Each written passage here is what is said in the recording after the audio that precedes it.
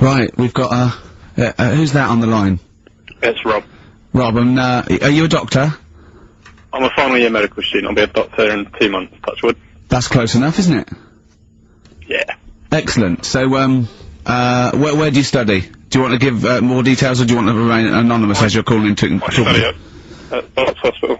Alright, great. So, why do, GPs, sometimes put, their finger up, a man's anus?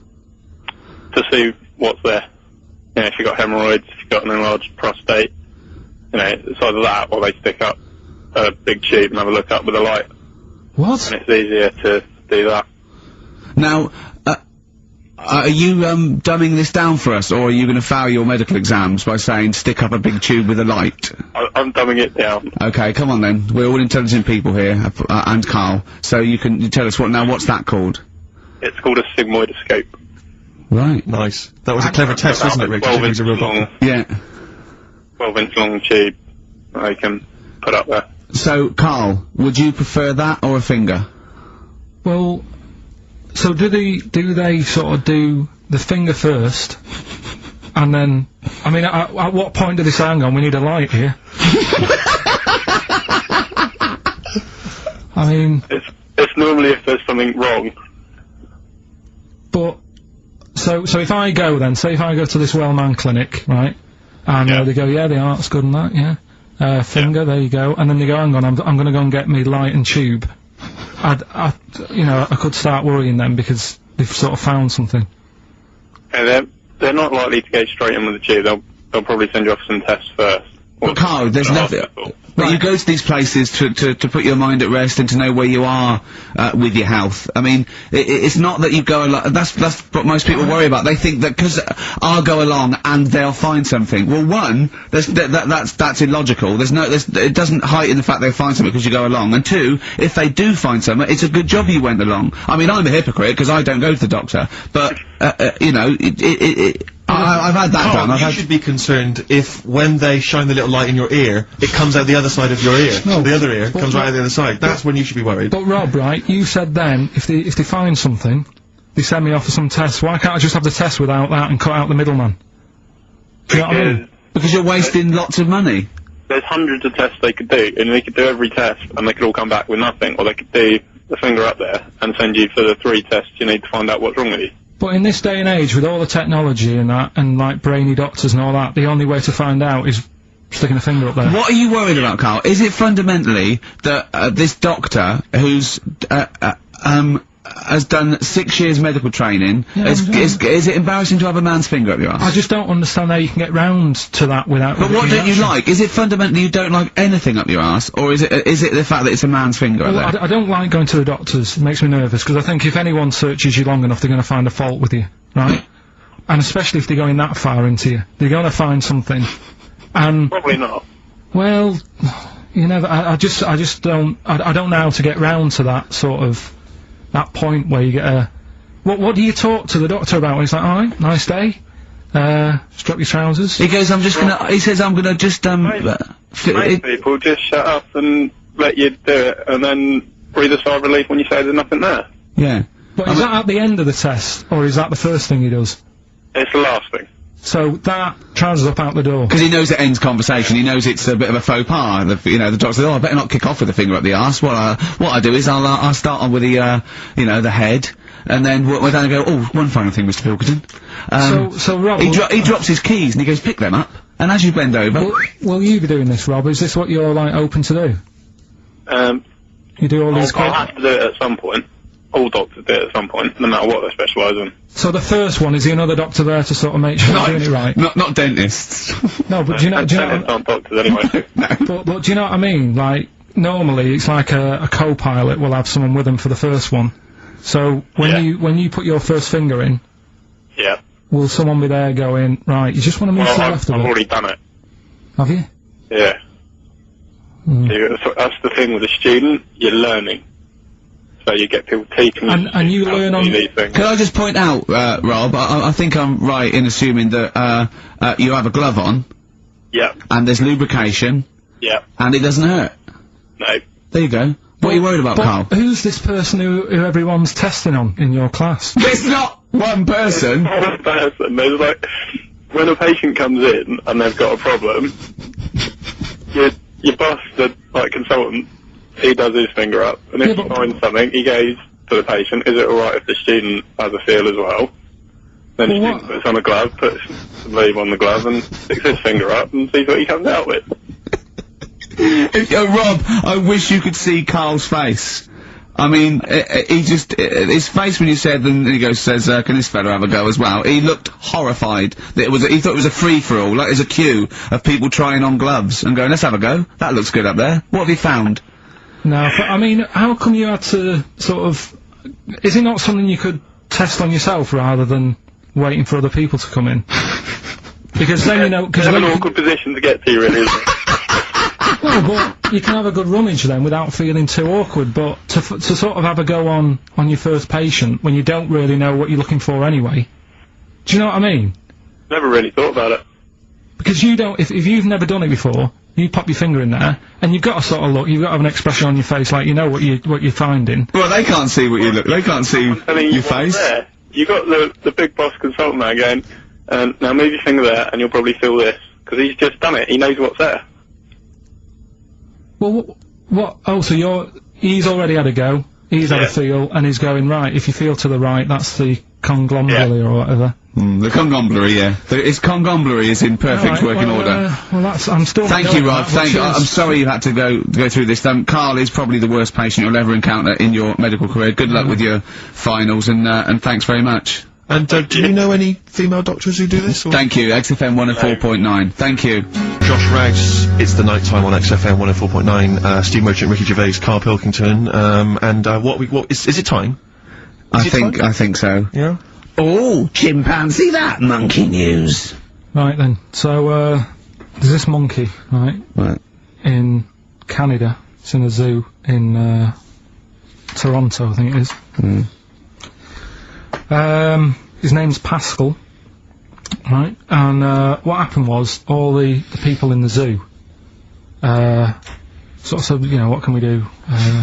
Sort of spice the day up a bit, right? Yeah. So they left. Embellishing. No way this is a news story. Let him do the news. Okay. So they left. Any dates? Just let him read the news. Well, he wouldn't interrupt Moira Stewart. It was an outfit. No, because she always says today, so you know it's news. She doesn't say, right, there was a monkey, right? In Canada, right? Just finish the be all right. A couple of weeks ago, in this zoo in Canada. Right. Jesus. They got a camcorder. Right. And they said, let's leave it for the monkey to have a play with, right? So, anyway, they passed it around. Won a BAFTA. And a couple of chimps and that were rubbish at it. They were like filming the floor and all that, and the fingers were always in shot and stuff like that, right? But anyway, there was this one chimp called Pascal, right? Who, annoys me that he calls them monkeys, though. They're not monkeys, they're apes. He was a dab hand at it, right? He was like, filming stuff, really good shots, you know, sort of nice nude and that. He used the lighting properly and all the rest of it. No, he didn't! This is the news. What are you talking about? This is the news. Steve, anyway. It's so annoying. You know it annoys me so much. Things like that. He was a dab hand at it. He was doing really good shots. It really annoys me. Let's hear the news. Anyway, right, so he started, at night, like when the zookeepers went home, he started filming, like, other monkeys on the go, like, whilst they were at it, right? And he was filming them and what have you. The Ron Jeremy of the zoo. You know it's going to end up on the web. So anyway, the zookeepers came in the next day and it's like, let's see what shots he's got. Anyway, he's got all this, like, you know, all these monkeys at it and what have you.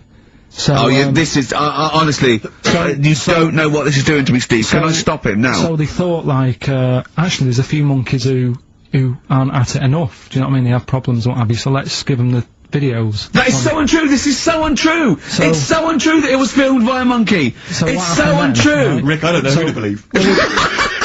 Oh, Carl, you're talking so much shit again. You must know that's not true. There's no way. There's a load of tapes out. Look at me. Look at me. Don't keep talking. Look at me. You must know that's not true. Can we just hear the end of this news? You had a go at me last week because I didn't have the full story. I've got the full story. You're still not happy. There is no way that by chance, what should we do? Let's give him a camcorder. That could happen. He then films him at it. That might happen. It might happen, but I don't think he'd keep the camera still. Two, they go, hold on, this is good stuff. This is good shit. This porn's good shit. Anyway, look at that. He's got a lovely shot. Yeah. So this is ridiculous. Let me just recap, because I lost my way there. So the monkey has filmed the monkey porn, and now they're showing it to the other monkeys. Is he directing? Can you hear him saying stuff? Can you hear him go...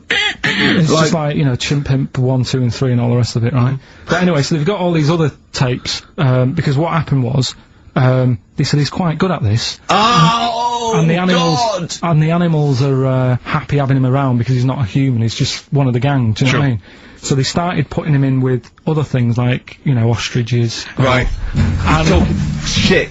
There was also, and you know they have a problem with pandas in Japan. So they've sent him out there, filming a bit of. Where are you going? Honestly, you really annoy me. There's no way this is happening. Can we just hear the end? Why can't he just find a real story about a monkey? Let's hear the end. The end is really that he's going to China, he's filming the pandas and whatever. No, he's not! They wouldn't send a monkey director! They would not send a monkey director! Thunder Road by Bruce Springsteen, possibly the greatest rock song of all time, I don't know. Big words. Big words indeed, but I echo them. Well, we're running out of time, we've got to get on with the show. It's near the end. I hope you've enjoyed it. I hope the scientists stuck in a big, I don't know, hut in the middle of nowhere in pitch darkness, 10 of them. I imagine they've been fascinated, Rick, by the finger up the arse discussion. We had Chinese don't age well, gingers, all that. The big fat kid. Well, actually, they're probably securing the knowledge that if they want to kill some time and it's dark, there's nothing better than stick your finger up someone else's arse. Exactly. So enjoy that. Hang on a minute, I want, there's more interesting territory here. Don't forget, our sleep patterns have evolved on a day. The reason we sort of like go to sleep at night and have about 8 to 10 hours sleep is because that's our evolution. No, but that's only, that's just because that's what we've got used to, isn't it? Yeah. You look at a sloth, that's asleep all the time. It's doing what it wants. But it evolved differently, didn't it? Right, you can't get away. You're not getting away with this anymore. If you want to live now, join in with us. We do, of course, Rick, every week get thousands of emails. I mean, it's Freddie from Winchester says, of course, it was recently Valentine's Day. What's the most romantic thing that you've done for Suzanne, Karl, that you can think of? I don't really do all that. Sure. Valentine's Day stuff. It's just, the problem is, if you do it once, they expect it every year. Yeah. Sure. That's the problem with Christmas and stuff, innit? It's like, it's become, that's what you do now, every year. Every day, yeah. So I prefer to just sort of wait, you know what I mean? And you know, if I think of an idea or I know of something that she wants, I might get her something, but I might not do it on Valentine's Day. It's that thing, it's like how I've said about Pancake Tuesday. Make it Pancake Wednesday. Have it when you want. Why am I waiting? Why am I waiting for someone to tell me when I can have a pancake? I'll have it today if I want one. Yeah. Do you know what I mean? Whereas Pancake Tuesday, no, I won't bother. I'll have trifle. So it's the same with this, you know, with Suzanne. Luckily, right? I mean, Valentine's Day and what have you. She was ill. Luckily. So we didn't have to go out. So I'd say, is he asking for advice? Well, I suppose, yeah, certainly you may as well give it. Treat them when they deserve it. All right. I remember once when Suzanne was ill, she had a fever, but there was no food in the house. What did you suggest to her? She was too ill. Well, it was when we were still living in Manchester and that, and you know, we needed to get some food in for tea and stuff. And I said, come to the supermarket. She was like, no, I'm ill, you go. And I hate buying food. I just sort of get a bit blank when I'm looking at it. There's too much, isn't there? That's the problem. You go down all these aisles and there's just too much. So anyway, I said, no, come with me. She was like, oh, but I've got this fever, I'm hot and everything. So I said, well, come to the supermarket, you go on the frozen aisle, cool yourself down. And she did, and she said, you know, it made it worse, she was ill for another 3 days. How would you go about chatting up a woman in a bar? What tips could you give? I've never worked like that. It's always been like a friend of a friend and all that, and just happened to meet them. And then, you know, you have a chat, and then... How did you meet Suzanne? That was when I was working with her, and she gave me 20p for the hot chocolate machine. She never asked for it back. Thought she's all right. Been there sort of 11 years, so it works. Has she ever given you that? You've never given that 20p Never back? asked for it back. And did you return the favour, perhaps on the next date? You buy her a Kit Kat or something? No, I don't think I did. I think word got out that she liked me and that. And what did I do? I think I did some work for her. Did some editing for her, to sort of show off my skills and that. Sure. And she was like, "Oh, you're good at this, aren't you?" I was like, "Yeah." And I think she got us another drink because I was doing that editing for her in my own time. So you're up on the deal, aren't you? Because I know now, I know for a fact that you've not spent any money on her in 11 years, so you're 40p up. At least. Lawrence from New York says, I was wondering how Mr. K. Dilkington would interpret this famous saying of philosopher Ludwig Wittgenstein. The quote is, if a lion could talk, we could not understand him. Even if he's English. Yeah, if a lion could speak English, so there's no language barrier, he's speaking English words and using all the correct grammar and everything, but you wouldn't be able to understand what he was saying. Why? Because it is from a different world. His frames of reference would be so bizarre that you wouldn't be able to get a grasp on what he was talking about, because you'd have so little in common, even if he used real words. No, but he's talking English. Yeah, no, but his reference points would be just so far removed. You know, they're removed slightly when, if you saw two people talking about Kierkegaard, you'd I hear... wouldn't understand it. Exactly. So remove that 1 billion times to a different species with different input. No, but it depends. If I'm talking to a lion in London Zoo, Yeah. he'll be saying, "Oh, I'm fed up of being stuck in here." I'll go, "Yeah." It's like that. It depends what his background is. I mean, there's some people who might have lived down the road from me, but have a totally different life. Absolutely. So it doesn't matter that it's a lion, does it? Well, yeah, because they're just trying to remove it even more. So now it's not just a bloke who lived a few doors away.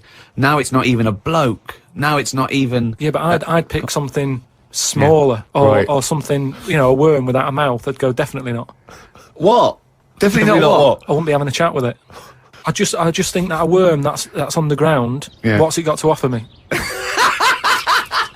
It's blind and it hasn't got a mouth. It's not going to be a good day out with it, is what I'm saying. It's not going to have that much to say to me, even if it's English. Right? Even if it's And how can you tell if a worm is English? Does it wear a very tiny bowler hat? Oh, Christ. But do you understand? What about a jellyfish? No, you see, I think that's where you can say you wouldn't be able to have a good chat with them, because to me, the sea might as well be another world. Yeah. Right? Yeah. In a way, I think the fish sort of have more rights than us. What do you mean? Just because when whoever made the world, right? Yeah. Say, you know, we're just bigging up God, but if I was to have a go at him, I'd say you added too much water. Criticism 1 to God, right? So How would you have changed that? Just more land. Fair enough. Now, why have fish got more rights than us? That was what I was interested in. Because there's loads of them, and when you look at the amount of sea on the world, right? There's loads of that. You only have to like you know, I was in Malaga the other week, right? And you know, you look in the sea, there's loads of different fish, and that's just in like 8-foot water. If you go miles out, there's like all sorts of weird fish, isn't there, with like lights on them and everything. So, and there's just millions of different types. yeah. Now, But why does that mean they've got more rights than us? just because I think, you know, rights come in numbers, don't they? If you know what I mean. Like, if there's one of you shouting, people go, "Oh, he's an idiot, shut up," whatever. If there's loads of you shouting, they go, "Oh, best listen to them, see what they've got to say." And that's what I mean about fish. Yeah. There's loads of fish, Right. so But they're not really making their voices heard, though, are they, Karl? Yeah. I know, because they're underwater. But what I mean is, I don't know what I mean.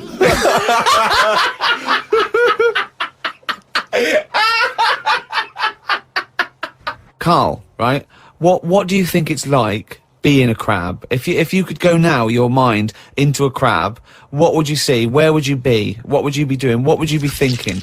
What would you think of all the other things the crabs you'd see, the squids you'd see? What's it like, do you think? I want you to... It's like creative writing. Just think. Just let yourself go. Come on. It's got to be a crab. What do you think of a slug? What do you think to be a slug? What would you do if you were transported now into a slug? What would you do? And Suzanne, you're suddenly in the kitchen, but you're a slug, and Suzanne's sort of like there, just making tea and that, how do you let her know it's you? It's impossible. I'd just chuck myself into the salt pot or something. No, because what do you do? I'd hate that. That would be horrible, that. Oh, God. Have you ever read Franz Kafka's Metamorphosis, in which a man wakes up and he's turned into a giant beetle? And that's the whole story. I think it might be of interest to you. So what happened to him with the beetle? Well, I don't want to ruin it for you in case you read it. I but won't be it's- reading it, don't worry. He joined a pop group with 3 other people. He was brilliant. No, it's a really wonderful book. It's a kind of almost heartbreaking because, of course, he does, like Ricky's saying, he finds it very hard then to relate to other people, even though he still has the consciousness of a human. You know, his parents, his rest of his family, they don't know how to deal with him, you know, because he's a giant beetle. He becomes a freak, he becomes an outsider. It's terrible, you know. But hang on, though. Is he a giant beetle? Or Yeah. is it... Well, yeah, well, that's not going to go down well, is it? That, of course, people aren't going to like you. But if it's a normal-sized one, then you just get in with the other beetles, don't you? Whereas if you're a giant... How would you do that? How would you ingratiate yourself? Right, so you're suddenly a beetle, you're Karl Pilkington, right? There's other people, they're doing their business, they're scuttling around, and you go in there, and they look at you as a new beetle. What do you do? How do you ingratiate yourself? Well, for a bit, I wouldn't sort of barge into their house and that. I'd wait until they're out and about, and I'd like in life, right? Sort of help them out. I don't know what beetles do all day. I've never seen one doing anything. They just seem to be going from one place to another. Right. I've never seen them carrying anything. I don't know what they eat. I don't know what they do. I don't know how we got them, right? But what I mean is, I'd watch them and I'd sort of help them out. And, I mean, you know, it's like going on a date or meeting a woman, isn't it? But what if there is... Whoa, hang on, what do you mean? How is it like going on a date with a woman? Well, it's like I said about Suzanne with her hot chocolate. She bought me that and I've gone, she's all right. Right? She gets me another one before I know it. She's living with me. So, it's... So you're all these beetles, they're scrubbing around, right? You're sort of like watching them, and then you realise that you want to mate with this female beetle. What do you do? What's your first move? Yeah, but I don't know what beetles do I? So I don't know how what you do. I don't know if you go up and go, all right. What do they do? How do they get on? Well, It's a different world. I don't know yet, do I? Because I haven't done it. would you feel bad, because having your own mind in this beetle, right? Would you feel bad shagging a beetle? Would you feel that was a bit sick, because you've got a human mind? Well, no, because you just close your eyes and that, wouldn't you? Think of something else. So, get round it that way. There's no point getting down about it, because I'm stuck now as a beetle. So you've got to get on with it. But if you're a slug, you said you'd throw yourself in the salt pot. What would you do if you were a beetle if you got depressed? And you see all the other humans. No, you see your mates, right? They're listening to the iPod. What would you do? But no, that's what I'm saying. Now, beetles are different, because they do tend to hang about with each other. A slug's always on its own. It's a lonely insect, isn't it? It's not an insect. All right, what is it? A mollusk. Right, they're lonely. I've never seen a load of snails all together or slugs wandering about. Whereas beetles seem to knock about in crowds. Yeah. So, oh God. Okay, right, another one. So they're sociable creatures, and it wouldn't bother you that you've got the mind of Karl Pilkington in there? Because you can't communicate with these people, What if because they you're- don't speak English, they don't have any communication with you. Yeah, but if it's happened to me, there'll be another one in there. Okay then. Yeah, Darkness. I believe in a thing called love on XFM 104.9. I'm Ricky Gervais. You're Steve Merchant Shaw. That's little Karl Pilkington over there. Where is he? There he is. There he is, yeah. All right. Yeah. Hey, back together again. The old gang. Yeah, it started last week. Yeah, I think triumphant return. it went well last week, didn't it, Karl? Good show, wasn't it? You loved it, didn't you, Karl? Brilliant, right? Yeah? Yeah. Now, you weren't speaking to Suzanne last week at this time because you said she had a haircut, probably quite an expensive haircut. She's a lady in media. She's got to look good. She probably doesn't go to the barber like you or just shave it at home. Probably spent quite a little bit of money on it. She came home. She thought, well, my sweetheart, my lover, my sweetheart, you know what I mean? The man in my life is gonna love this. Well, he adores everything about me. He's gonna love my hair. She walked in. Hello, Karl. Alright? You look like Dave Hill from Slade. Is what you said to the poor woman. And then, talked about it on air. She was furious about that. So what did you do? Karl? She did listen, yeah. She wasn't happy. And she heard you slagging her hair off. Yeah. Well, what annoys So this me is probably annoying her now. Well, no, it doesn't matter. We can do a lot today because she's at work. So And of course, no one's going to tell her. let's have a chat about a fat arse, shall we? Let's get it all done. Oh dear. You are in so much trouble. That's Look, he's realised he has. He is a little bit worried. Oh, didn't you go and buy her a coat or something? Took her out on Sunday and treated her to a new coat and that. Yeah. But I offered, I And a said as baseball well, cap. I said I'd pay to have it done again. Oh no, Carl, you have. Oh God! Oh my Christ! So she listened to the show. What did she say? You got home. She'd heard you slagging her hair off. Imagine that. He thinks that's a good thing. So like, we've won the pools. Brilliant. What are we doing? Well, you can have facial surgery now, love. It's sort of like, it's just, Christ. You offered to have it done again. Unbelievable. Yeah. But I got home and she's like, being moody with me, right? yeah. You thought something's wrong, so you must have listened to the show when Yeah. I was slagging off her hair. Well, his first thought was she's probably looked at herself in the mirror. She agrees with me. Yeah, that barber's been round again. Yeah. And she just said, "Oh, that wasn't very nice of you, was it?" Oh. So I just said, "Hang on a minute." I said, "That's what we do on the show. When I'm slagging off, Chinese people looking old or whatever, I said you never interfere." Sure. I love the fact. She's got to get her priorities right. I love the fact that she's in the same queue as a billion people you've never met. Yeah. That's fantastic. She's in the same queue. Well, you didn't complain when I was because slagging off. Karl, I don't think Karl has ever admitted he might be in the wrong. Ever. Certainly not to your eye. So did That you admit... is so true. Isn't it? That is so true. He's never admitted that he might be in the wrong. So did you, in this instance, agree that maybe you'd overstepped the mark? No, I just said she took it badly. Do you know what I mean? I mean, it's only a haircut. Yeah. Yeah, well... Steve, you haven't seen it, so you can't start interfering on this one. No, okay. No, I haven't seen it, but I very much doubt she looks like Dave Hill from Slade, who, if I'm, unless I'm mistaken, used to cut his hair with garden shears blindfolded. Well. So, you know what I mean? And did her teeth stick out and she started speaking with a Brummie accent as well? I've got used to it now anyway. So, And so did you bought... So at some point you came crawling back and you said, do you want me to buy you a coat? I just said, let's leave that, let's go out and have a good weekend. Sure. But get your hat before we go. And, Oh, God! treated her to a new coat and that. 'cause it's a nice coat, so people will look at that rather than The hair. looking at the head. So if What anyone, does it do? Flash? It's got obscenities across the back. if anyone who knows Karl's girlfriend is listening... Tell her. And maybe you're a work colleague and you're listening to the show... Because or I what think or this is something, terrible. Get her to phone him now. Get her to phone him now. I mean, Get her forget to phone the on the hair. XFM number. What's the fat ass complaint line? Because you are in deep shite. Cemetery Gates by the Smiths, of course, off the Queen is Dead album. Lovely tune. Makes you happy, doesn't it? Absolutely. It's a nice song about dead people. Yeah, it's beautiful. I just wondering, Rick, what your opinions are, what your thoughts Go are on Britney Spears. Liked a couple. Bit bored. I think she's panicking a little bit. I think she's a little bit desperate with all this Madonna stuff. Yeah, all the kind of lesbian Yeah, stuff. I don't know. Yeah, she's alright. I've got nothing against the girl. Well, I think it was in Hot Tickets magazine. Sure. It's free with the Evening Standard. Yeah. I might get some free Evening Standards now. I've plugged that. Yeah. I was just reading in there that, I don't know if it's still going to happen, but apparently she was going to do a little cheeky appearance at GAY. G-A-Y. In London. And, obviously I was quite excited because I'm a Spears Do you fan. know, sorry, do you know that's what that spells, don't you? GAY. Yeah. Gay. Yeah. Yeah. Well, I think it is a gay club. Oh, sure, go on. This is what I was ascertaining from the article. Oh, because they've Yeah, said, they've called it what it is. Exactly. Yeah. And apparently she was gonna be previewing some of her new album live on stage at GA1, and that's an intimate venue. Normally you'd have to see someone like Spears, probably at Wembley Arena, something like Yeah. that. I'm thinking I'm a Spears fan, get up a couple of the gang together. Yeah. You know. So the lads. Exactly. Yeah. Cruise down there. Yeah. But then I read on in the article that apparently the doorman at GAY were only gonna let in regulars. And the way they were going to ascertain if you were a regular was by asking a series of questions at the door. What, testing if you're Testing really... you out. Now, I don't know if the questions would be about the interior of GAY. Or the interior of someone else. Yeah. Or just general kind of...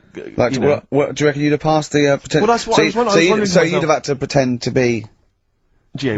GAY to get in to see Spears. Now Can that... you say gay on the radio? Yeah, I think so. Yeah.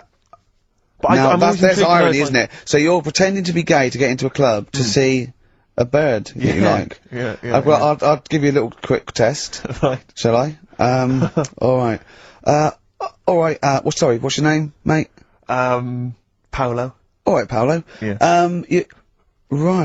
You haven't done a lot with your hair, you just sort of let it grow out. I mean, would you be putting product on a bit later? Because, I mean, you don't look very, sort of like, you look sort of quite masculine, quite. Yeah, well, sort of like you didn't care, like you have no care about how you look, like you're normally it would be shaved.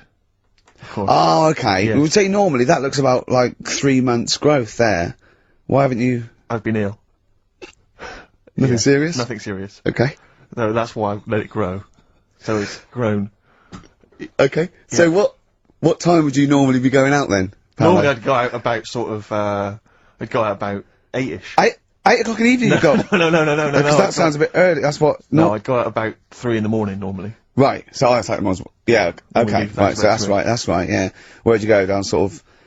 Down Compton Street for a coffee and then onto GAY with your little shaved head. Yeah. Okay, well, you're doing fine. Pretty Sounding pretty good. Can I just ask you one final question? 20 bender points? 20 bender points, so I'm just going to let you in. Okay, I'm just going to tell the guys to let you in. But I've got one more question. Yeah. Do you prefer knobs or tits, Paolo? Knobs. Knobs, you love knobs, do you? Okay, Can't get enough knobs, so you hate tits, I assume? Loads of them. You hate tits, do you? Yes. Okay. What? Even Liza Minnelli's? I don't know what to say. I love hers. But not in a straight way. Straight way. So okay. So you love knobs more than tits, right? Okay. I love knobs. In you go. Thanks very much. You know Brittany's on, do you? Oh, she is so sexy. Oh. See, that's what would give me away. It'd be like the Great Escape. It's just the last. Yeah. You just. Well, I mean, I think you're probably a bit bi. Right. Yeah, okay. but I mean, going anyway. Thanks very much. Okay, the drinks are quite expensive. Oh, I thought so. Pop your shirt off, will you? Coldplay, Speed of Sound. Steve, I know you like an insight to my musical taste, but that's my favourite Coldplay track of all time. I just thought I'd just throw that in. Not a fan of clocks? No, I think I've overplayed Parachutes a little bit, and but that's my favourite one. Like it. I'm afraid to say I'm a bit of a Philistine when it comes to Coldplay. That sounds the same as all the other ones. I'm sorry to say. Oh, you'll have to meet these boys one day. Yeah, well, I'll tell them to their face. I don't care. A little bit rock and roll. I don't care. Well, I'm Ricky Gervais. That little funny little Wurzel type voice over there is Stephen Merchant, and with us our producer Karl Pilkington. All right. Whenever we say producer, of course, that is in inverted commas. Yeah. Done with the fingers. Well, he didn't have it. I wanted to play some off my iPod today to record it because they didn't have it here. It's a great track called Anthony and the Johnsons. He didn't even have the lead. He went, right, it's difficult. And he went, is it any good? I went, yeah, it's really good. He went, well, why haven't we got it here already then? Oh, that's the paradigm, is it? If XFAM hasn't got it, it's no good. Four Non-Blondes doing well, is it? That's still in the cupboard, is it? Unbelievable. We're a little bit annoyed today, aren't we, actually? I'm really annoyed. Yeah, all that stuff we did last week, that Landauer sent us some sparkling wine, and we thought, right, you shamelessly plugged it. Yeah. How many times you mentioned it? Like 20 times? About 20 times. Well, the finale was hitting Karl on the head with a cork. That's on the website, by the way. Okay. RickyGervais.com. Go there and see Karl being hit in the head with a cork, right? Yeah. We said, look, send us free stuff, we'll talk about it. Nothing. The cupboard literally is nothing. empty. The cupboard is bare. No one has thought, I tell you what, there's those guys from The Office. Yeah. I mean, let's be honest, Rick, we are taste makers. We're opinion formers, you and I. Yeah. And you'd have thought if anyone was going to send us some free stuff. Yeah. You know, it makes me fume. And do you know what it is? It's because people, PR people and that, they've realised no one's listening. But not only are we going against all our principles and losing our dignity just for some free stuff. And integrity. Yeah. We're going against excellent policy, because obviously they would have got thousands of pounds for Landauer to be mentioned last week. 20 times. No, it wouldn't have. It's 40 quid, isn't it? It's 40 quid. Yeah. 40 quid for a 9-minute advert. Exactly. So advertise your quality stuff here. Yeah. Jeff's Garage. Cheaper than some other garages. Anyway, actually, if there is we played an advert once for a tattoo parlour. Yeah! Do you remember that? I'm sure we played an advert for a tattoo parlour. What tattoo parlour can afford to advertise on a radio station? Unless it's a tin pot one like this. Oh, God! Oh, got some good music today, though, Steve. Oh, really? I hope so. I'll be the judge of that. Go on, what have you got? Well, AC/DC. Oh. Have you got a bit of, bare skin? You need, colouring in? Come along to, Ron's bike shop and tattoo parlour. He'll write Mum on your hand and give your Harley a tune-up while you wait. I can't believe no one wants to advertise with us. And that only costs, what, 20 quid? Yeah. And they play that I mean, instantly. I turned down millions of pounds to do adverts because I think it's beneath me. And I thought last week I'll give it a little bit back. I'll excite all these people who want to get it. Nothing. All I'm thinking is, Steve, either our cachet's gone down, no one wants us anymore, right? Which is impossible, surely. I would have thought so. Or we're on a tin pot station that no one listens to. Now, Correct answer. unbelievable. I'm having to hold on the pop shield of this mic because it keeps falling off. It's embarrassing. This It's whole room is awful. embarrassing. I mean, oh God. Well, Carl, what are your thoughts? Why have you stuck it out here? Nothing better coming in, I thought. Well, I'll tell you alright, why, because okay. you're always on holiday. You don't do a lot. You get paid, well, doesn't he, really? He's a moaner. I mean, he doesn't try and get on at all. He doesn't deal with people. He moans about everything. And, so he's... I'm alright, I've got my own little room and that. Yeah.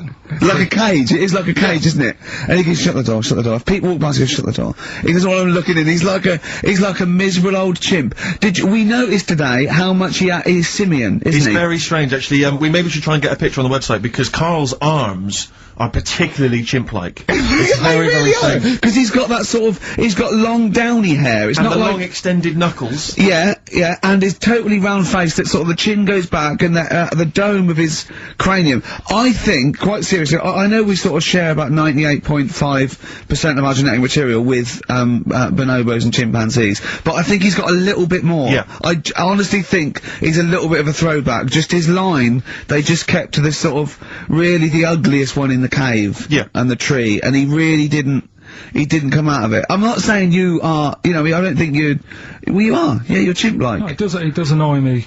My hair annoys me on my body and that.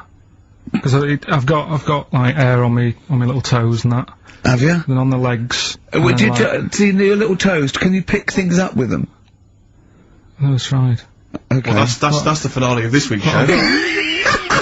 We're going to see if he can play a record and put the fader up From a tyre, while swinging in a tyre. Just using his hairy toes. Yeah. I've sort of got hair all the way, but then it just runs out where it should be. On the I top of your know. head. Top of my Yeah. head. It's just- Is this part of the reason why you're always uncomfortable about, being nude or around naked people?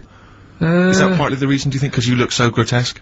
Well, when I'm on holiday, I don't really like wandering about without a top on unless, like, it's a quiet beach or whatever. Sure. So what would you There's normally no wear? need. Shirt I just and have tie? like a nice sort of light, summery, sort of linen shirt, maybe, just Yeah. a few top buttons open. Yeah. But I don't like, the naked body isn't that nice anyway, is it? You know what I mean? Whatever it is, if you're a cat and you're shaved, you don't look that nice. You know what I mean? But with I hair think on you'll it- find a cat is naked even with its fur on. Cats don't wear No, clothes. but what I mean is, a bald cat isn't that good. You know it does me head in that I'm bald. I'm not, if I could have hair, it would be nice, but that's life. Would you isn't it? prefer animals to wear clothes like Mickey Mouse does? Or Goofy? You know that I don't like nudist and all that, we've done it. But don't you think sometimes you could sort of like, maybe, I don't know, fancify it a little bit? Like, if there was such a thing as an ape, salon, and there isn't, Carl, there isn't, right? Would you give a orangutan a trim, maybe start with hair, because some of those look like they're going bald, but they've got a comb over, They don't should they? just have a shave. When it's like that. That's what I did. Take it back. And the underarms as well. Yeah, they've really got a lot of underarm hair. Even the women ones. Really? Yeah. That's disgusting. I know. I don't know. I don't even know why they breed. I don't know. I don't know how they get their laid, some of those horrible old, hairy ginger orangutans. Yeah, they are particularly grim, some of those. I know, The yeah. big ones. I know. Ginger yeah. ones. Yeah. They can't be happy, can they? What is that? Where did that happen, the ginger thing? Why do people give them, like, hard time and that? Well, you just gave them a hard time then, so why did you do it? You were just flying in, were you, to people do sort of give. I don't understand why, but ginger people get quite a bit of stick, and I've never understood it. No, I was doing it. It's just, I don't know why. I They don't do, know. though, don't they?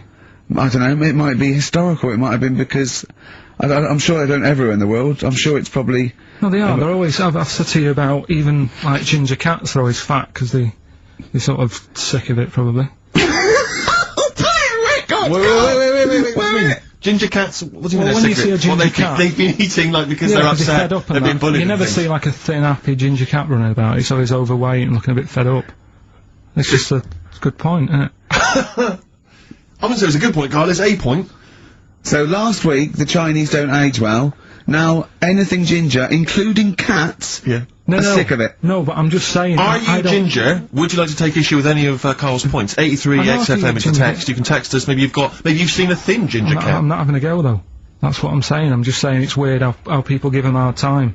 And it's if I could have hair, I'd go for ginger hair rather than being bald. Really? What was your last holiday? A couple of weeks ago, wasn't it? Yeah, it was a cheap one though. Go on, where'd you It was go? only 250 quid. Yeah, brilliant. Go on. Just a place in You Menorca. don't want to waste money, do you? Menorca. It's just You've been there before, haven't you? no, I don't think I have. You've basically been to the same places over there. Yeah, there's not. I mean, yeah, you're right. I mean, there was nothing there to see. It was just. Even the weather wasn't that good. But So it was a I don't waste know of why I time. went. No wonder it was 250 quid. I don't know why I went. but it's an experience. So you and Suzanne went away for an idyllic holiday. It was £250 all in for a week, was it? Weather wasn't very good. There was nothing to see. It was a shithole. Right. What did you do? I just sat outside and I was watching. In the rain. Really? You didn't even No, need to hire a villa then. You could have just like no, pitched up and said, "Can I sit here?" We had our own space, and for the first day it was all right. And then then a family moved in next door from Scotland, and they were loud. And I hate it when people are loud and you can't understand what they're saying because their accents was really strong. So it's like, no, I can't even sit here and listen to what's going on. It's like really strong accent. Brilliant. The kid was only young, but he sounded old. Do you know what I mean? I don't know what that means. No, I've no idea. Just the Scottish voice, it sounds old. Even though he was a baby, he had a voice of an old man. I don't know what that This means. is what I'm saying. You don't go anywhere where you can embrace the change and the difference. You go to places where just some annoying people come and you move in next I door. had paella. I mean, it depends. It depends how much you want out of life. How much, what? Yeah, like I said to you, life's about learning. What do you want to learn? I'm just saying that's what life's about. If you don't learn anything, then what's the point? You might as well be a mayfly. Right. We've got all these years on the planet. Yeah. See something. Hold on. This is what Steve's saying. I know, but I'm saying watch it on the telly. There we are. There's the rub. Rilo Kiley. Portions for foxes. If you love good music, by the way, you should tune into Six Music on Well- Sunday afternoons, the Steve Show. Well, at the moment you're listening to Enemy Radio. Well, yeah, but- You can listen to that on enemyradio.com or on your telly, Yeah. on the internet, Go to everywhere BBC around the world. if you want Enemy. Probably, along with Rolling Stone, one of the most famous, most respected Yeah. music. Well, yeah, but you can carry on reading. Magazines. You can carry on reading Rolling Stone magazine after you're about 16 years of age. Have you read The Enemy? Not for a while. The letters pages. People complaining about the haircut of the bloke from the Kaiser Chiefs. It's not a pressing concern. Move on. That's the problem, isn't it? That's me with music. I like to sing along to a track, but I doubt that. I do. Well, Go on. No, I sort of hum. Go on then. What's the last track you hummed along to? What's your shower song? People supposedly have a shower song they sing in the shower. What's yours? Oh, with my boiler being broke, it's got to be a short one. How's that going? People won't believe it. See, that's the other thing that people think. I've been moaning about the boiler since about 2006. Yeah. I've had it fixed loads of times. Still the fault now. Every summer it's come round again. The hot weather. It's not working. Get a new boiler. I can't get a new one. People keep saying get a new one. I can't get a new one because Why? no one will fit one in the cupboard that it's in. What, you can't find a single boiler in the world? No. What they said was, British Gas said they can't touch it because it's dangerous. That's good. I got in a dodgy fella to try and sort it, and he said, "Oh, I don't want to take that one. It seems too dangerous." He said, "Have you got an alarm in here?" I said, "What do you mean?" He said, "It lets out gases. Make sure you have a thing because this is old boiler. I'm not messing with it." So immediately you went out and got that scene too. No, I've got an alarm now. Have you? Yeah, What, you're it's fine. genuinely telling me there is no one anywhere who The- can take this the boiler out? What only they got to do, they just got to blow up the house, No, have they? what they said was, they said we can put one in your lounge for you because they said you've got to knock a wall down. All this, it's not worth it. It's not worth it. You got to knock a wall down. They said knock a wall down to put up a new boiler, and I don't want to start knocking walls down just for the sake of hot water. It's not worth it. Put the kettle on. I can't be bothered. So yeah, it is still ongoing. You ain't got to wash his hair, has he? That's true. So So yeah, I don't really have a shower song. But yeah, music's all right. I just don't want to know everything about Music's it. It's like, all right. No, it's good. It's one of the seven wonders of the world. I know it is. Yeah, it's good. It's beyond. I can't describe. I couldn't try to describe how amazing music is. Yeah, I know. Not the shit we've been playing. No, I'm just. But I mean, I'm just good saying. music, classical Vaughan music. Williams and Beethoven. The music affects the brain in extraordinary ways. People with, you know, sleeping sickness, who are otherwise almost in a vegetative state, hear music, they can suddenly can come awake, they can sometimes even dance. You know, I was watching a documentary the other night about people with, you know, Tourette's syndrome, where it affects, you know, the body and different spasms, you know, they have spasms and twitches, but when they're drumming, all those spasms and twitches go away. Other people who've got the IQ of children, and yet they can play classical pieces, they can improvise in an extraordinary jazz way. It does It's a something to remarkable you. thing. Music It works does on a something subconscious to No, level. it does. Yeah, there's an Elvis song that my hairs always go up on my back every time I hear it. I don't know why. Every time I hear Well, it. I know why, because there's none on your head. But you've worked in music, you've worked around music for years, and not once has it improved your IQ. No, do you know the biggest problem, Steve? I don't want to moan. You do. You can't get away from noise these days, and that's the problem. I think that's music's almost got too important now. People can't think, and that's the problem with music. There's always noise. You can't get away from it, and I can't concentrate. If there's any sort of noise, I can't concentrate. My brain's going, "What's the noise?" And my ears are going, "I don't know. Go and have a look." And I my love the eyes- fact that your brain's talking to your ears. it's all connected. The irony is, I genuinely think that conversation is going on I in know, Karl's head. and I think the ears are slightly cleverer than his brain. No, Yeah. they all kick in, don't they? I'm sat there, my brain's working. Go I on. might be writing something, I might be doing that book, I'm thinking my brain's going, right, yeah, it's working, and then a noise happens outside. My ears go, what's that? My eyes go, well, I'll have a look.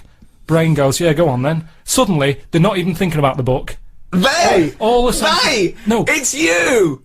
No, but There's no conversation no, between ears but and this eyes is and where it's brains. interesting. He's This is- read the numbskulls. Do you remember that as a kid? Lots of little people inside a person's brain making it work. Herman's head for American. Turning a wheel Yeah. to I've move said to you though, well, how do you know which one's in charge? Because my brain was quite happy doing that book, but my ears got bored. Make a note of that, someone. If you're listening, make a note of that. The brain was quite happy working on the book, but my ears got No, the bored. way I see it is your brain is like the adult. The Your what? The adult. Oh, I in thought you. you said adult. And your ears and your eyes are like the kids, and they get bored quicker. And the brain's Carl, quite happy. This doesn't work at all as a metaphor on any level, biologically, philosophically. It does. No, it doesn't. It doesn't work at all. It does, because your brain does the thinking. Now, if I have earplugs in, Yeah. my brain can think better without the ears. Yes, because there's nothing to put it off. It's concentrating. That's a distraction. Yeah, so that's what I'm saying to you. Your ears are just receptacles. Hear They're- him, hear him out. Yes. Hear him Go out. on. So if your ears can't do their job, it's like a well-behaved kid. It sits there. It's quite happy. It's not interested in what's going on around it. Take the earplugs out, they go mental. What's that noise? What noise? Go and have a look. Eyes, go and have a look. I don't know what you're talking about. This is the ramblings of a maniac. Can you tell your brain to tell your mouth to talk some sense? Well, which order would you say it works in? Well, it's all working at the same time, isn't it? No, but your brain's at the beginning of the... If it was a circuit, your brain's at the beginning. No, necessarily. Not with hearing something. Your ears come first, but they're passive. Your ears are merely receptacles for sound, right? They're a conduit to the brain. So hearing is only thought. Hearing isn't the airwaves hitting your You eardrum. can't block it out. No, what I'm saying is that's a passive thing. Your fingers, when it touches something, it's your brain that develops that information. Your fingers aren't going, oh, I recognise that, it's a piece of cheese. It just touches it, and your brain recognises it. It's all done in the brain. No, not convinced? I'm just... That information all- is still being worked on by the brain. All I can do is tell you the way I work, and I know if I'm sat in a quiet place No, Carl. with nothing around No, you me, can't tell me the way your brain works. my ears get bored. That makes no sense at all. I'm telling you, if I'm in a quiet place, my Right. brain is happier. It can focus on what it's doing. The ears almost go, there's now to hear here, call it a day. The eyes, No, they the don't. eyes are going, well, there's now to see outside. Just chill out. Whereas if there's a noise outside, if it's a noisy street, everything's kicking in. My brain's getting annoyed. My ears are going, what's that racket? My eyes are thinking, oh, what was that scream? What's happened? What's your nose doing? Why is your eyes thinking, what's the scream? What? Why are your eyes getting concerned with noise? It wants to see what the ears have heard.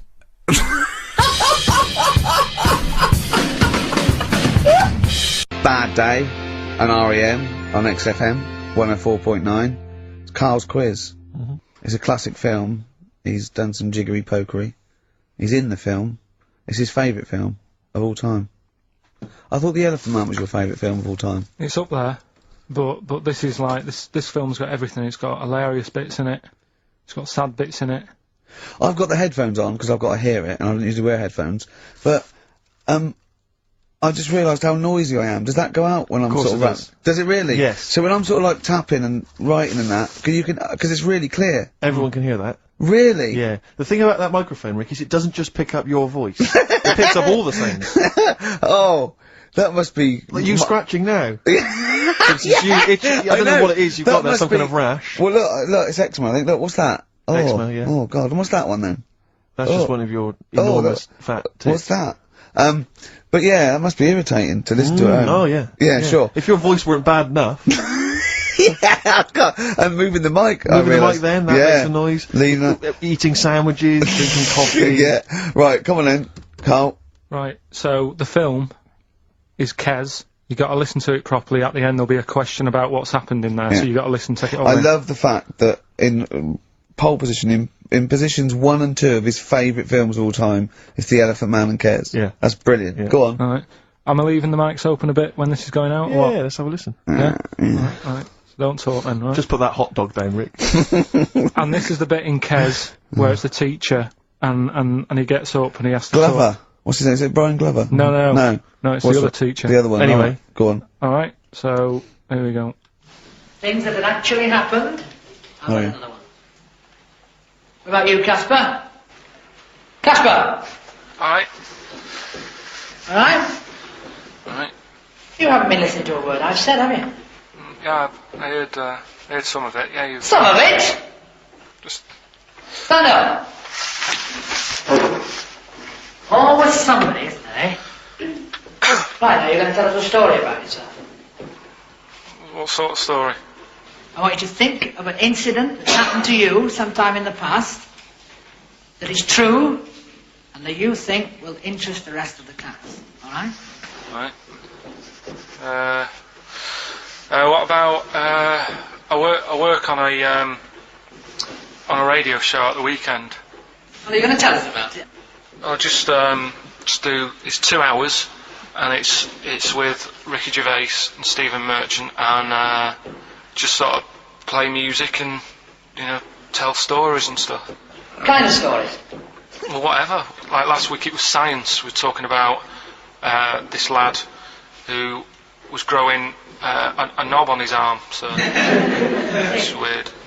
It's tricky, sir, because like with Ricky, he gets bored quick and he won't listen to the stories, and he'll start squeezing my head.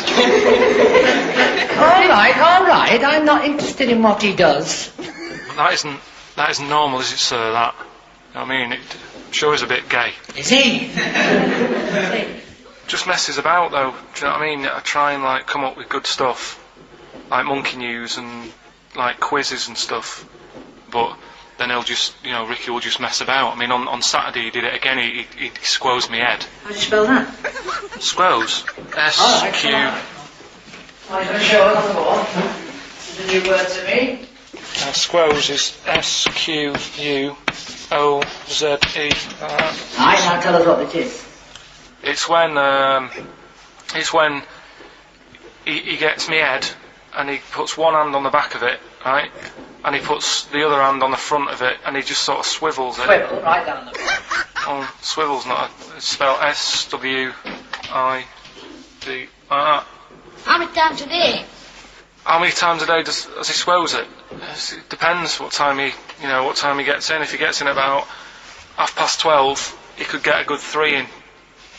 But I think I don't really want to talk about. Good enough, don't you? Well done, Billy. Big hand of applause. That is the effort. Yeah. Wow. That's the best thing you've ever done, Karl. So that's Kes, right? Yeah. Got some good prizes there. Not bad, yeah, good stuff. Question is, how many times did I say Ricky can get? How many head squeezes can he get in before the start of the show? All right. So if you were listening properly, the answer's in there, right? And Winsome got some good stuff there. Some DVDs in there, and some CDs, including some Jimi Hendrix stuff and other odds and ends. Good stuff. Brilliant. And just text in 83 XFM. Alright? Alright. Eddie and the Hot Rods. Do anything you want to do on XFM 104.9. Alright? Ricky Gervais, Steve Merchant, Karl Pilkington. Well, we've had loads of entries for the how many times did I squoze his head. Well, the answer was 3, wasn't it? Yeah. And who's the winner, Steve? Let's give it to John. He's emailed in, he's got it right. He said he squozed your head 3 times on average. It's not squozed, is it, Karl? That's incorrect. It's squoze, isn't it? It depends how you say it. Go on. Squoze. Well, it doesn't really, because it's nonsense anyway. It's not a real word, but... You squoze my head. Yeah. I will squeeze your head. Do you know what I mean? Depends what line you're getting it in. Sure. Tense. Yeah. Yeah. Right. Okay. Any monkey news? Any educating Ricky? Anything else? I don't feel that you've earned Monday off yet, because it's just 2 hours and you only did about 5 minutes of it. Yeah, but that took a bit of time to make. That's your own fault. Yeah, but I bet you didn't do it Monday. I bet you did it on another day. I had to come in Monday, didn't I? Yeah, but I bet you'll do that on another day, so you're taking the piss even more, so you're doing it when you should be doing other stuff. You've still got Monday off, and you've got 2 hours here. So, you're laughing either way. So don't give me that.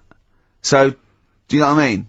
What else you got? Monkey news. Yeah. Well, let's do monkey news. You want to do it now? Yeah. Oh, we may as well have some monkey news. Let's have some monkey Do news. some monkey news. You made enough noise there, Rick? You wanna... Sorry, but sometimes I like to move around, lounge and that, and the mic, Sure. you know what I mean? Yeah. Yeah. Well, let's have the jingle. We've not heard it for a while. Oh, chimpanzee that monkey news, you Right. I haven't read this through properly. I'm just assumed that. Right. What do you mean you haven't read it through Well, properly? basically, right, it's about problems with chat rooms and that, right? A lot of people, it's like the new way of meeting people and that, innit, now, chat rooms. You get on there, you can have Right, a chat. if you say someone was having a meeting with someone, they Please wanted to don't preempt meet. it. Right, okay. Please don't preempt it. Right, there is not an animal in the world that Right, can it doesn't operate and matter. Do you want understand. to know the story? You said that Did they get monkeys- married? It was 3 months later. She realised, oh, there's a lot of bananas gone from my fridge. See, what annoys I me want is, a though, divorce. This is what annoys Bobo. me. You say that monkeys can do Shakespeare if they're given the time. No, that's not it. Let's not get into the whole It's a Shakespeare and philosophical monkeys. conundrum. Please, let's not get into that debate again. We'll It's be here all about night. it's about Yeah. Alright, so infinity. this one then. Oh. So this chat room, right? And the thing is, with chat rooms, you have like a big boss who's looking over it and making sure nothing dodgy's going on. Right. Right, so certain keywords come up and Who's that, Dr. sort of thing. Zayas? Right? So anyway, they were looking over it, trying to look for dodgy stuff, but they kept coming over like really strange things, like instead of saying, do you want to meet in a restaurant or bar? Right, it'd be like, Do you want me in a tree? what tree do you want to meet in? Right, okay. Are you shooting That's off? the end, yeah. I'll see you later, Seriously, mate. 'cause that's gone I'm just gonna listen to the end of it anyway. You're an idiot. You're an idiot if you believe that shit, honestly. No, I'm just telling you what's online. Let's hear the rest of it. How you're nearly you're ill. Okay, well, I don't know the PC term for this, so I really apologise. You're nearly retarded in some aspects. Instead of sort of saying wear something sexy, they'd say make sure you bring plenty of bananas. and Right, stuff you're like that. talking absolute. Okay. Are you making up the monkey news now because you can't find it anymore? And instead of saying, should we get married, they're saying, how swollen and red is your arse? Do you wanna You have a look? stupid fool. No, that have a was me. Mark Ronson and Ooh-wee on XFM.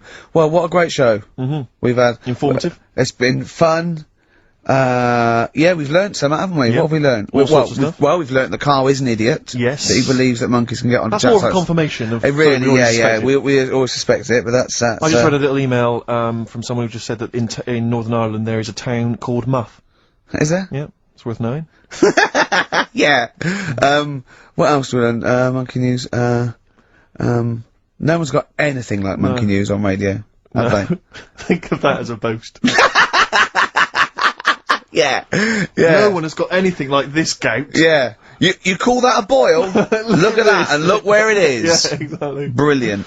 We've Okay. not heard sadly back from that woman from Switzerland. Haven't we? I know you threw out a question. Yeah, I just thought I wanted to find out whether the Swiss really. Well, I say they're neutral, but I would assume they'd be rooting for us and keeping quiet. You'd hope so. Whenever Germans went through, I went, oh yeah, well, yeah, whoever wins, yeah, but they're going. Oh. Whereas with us, they go, Behind all my right, back, lads, give them the all right, finger. lads, do you want some chocolate? Yeah. Here's a cookie cock. No, don't let it go off. I'm hiding. Yeah. Know what I mean? Sure. But And they better want us to win, because it wasn't for us, and we'd have let fascism go in there and they'd be speaking bloody German and Italian all over the place, wouldn't they?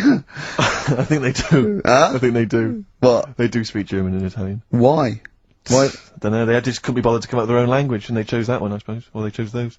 What's the point of being foreign if you don't speak English? I've no idea. You'd have to ask them. That's mental. I don't know. What would I do if I went there? You wouldn't. Why would you go? They don't speak the language. If you're gonna have to choose a language to speak, choose English.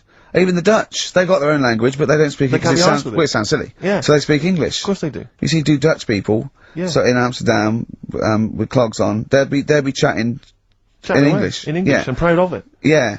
Oh God, I was there once, and there was a mouse.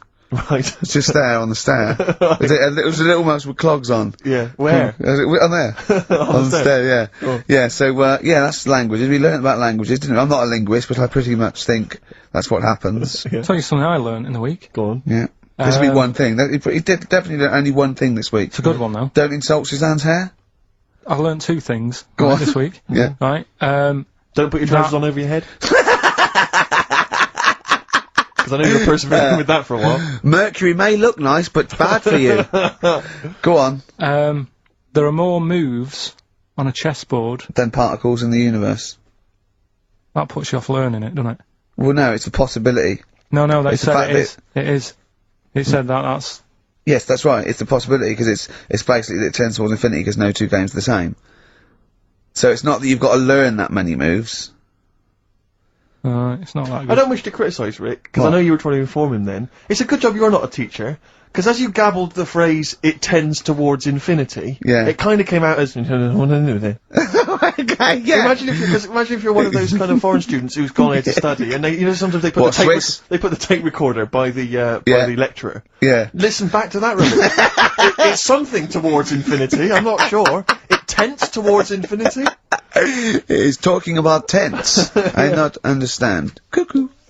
So yeah, we've all had a good time. We've all had a good few. We've had a great time. Can I just say to everyone, have a great Saturday. Alright, see you later. Rick, you like the Thorns? You played the Thorns. Love the earlier. I think you'll Thorns, enjoy this. It's an old track from Hawksley Workman. Brilliant. Bad name, good song. See you next week. What profession other than your own would you like to attempt?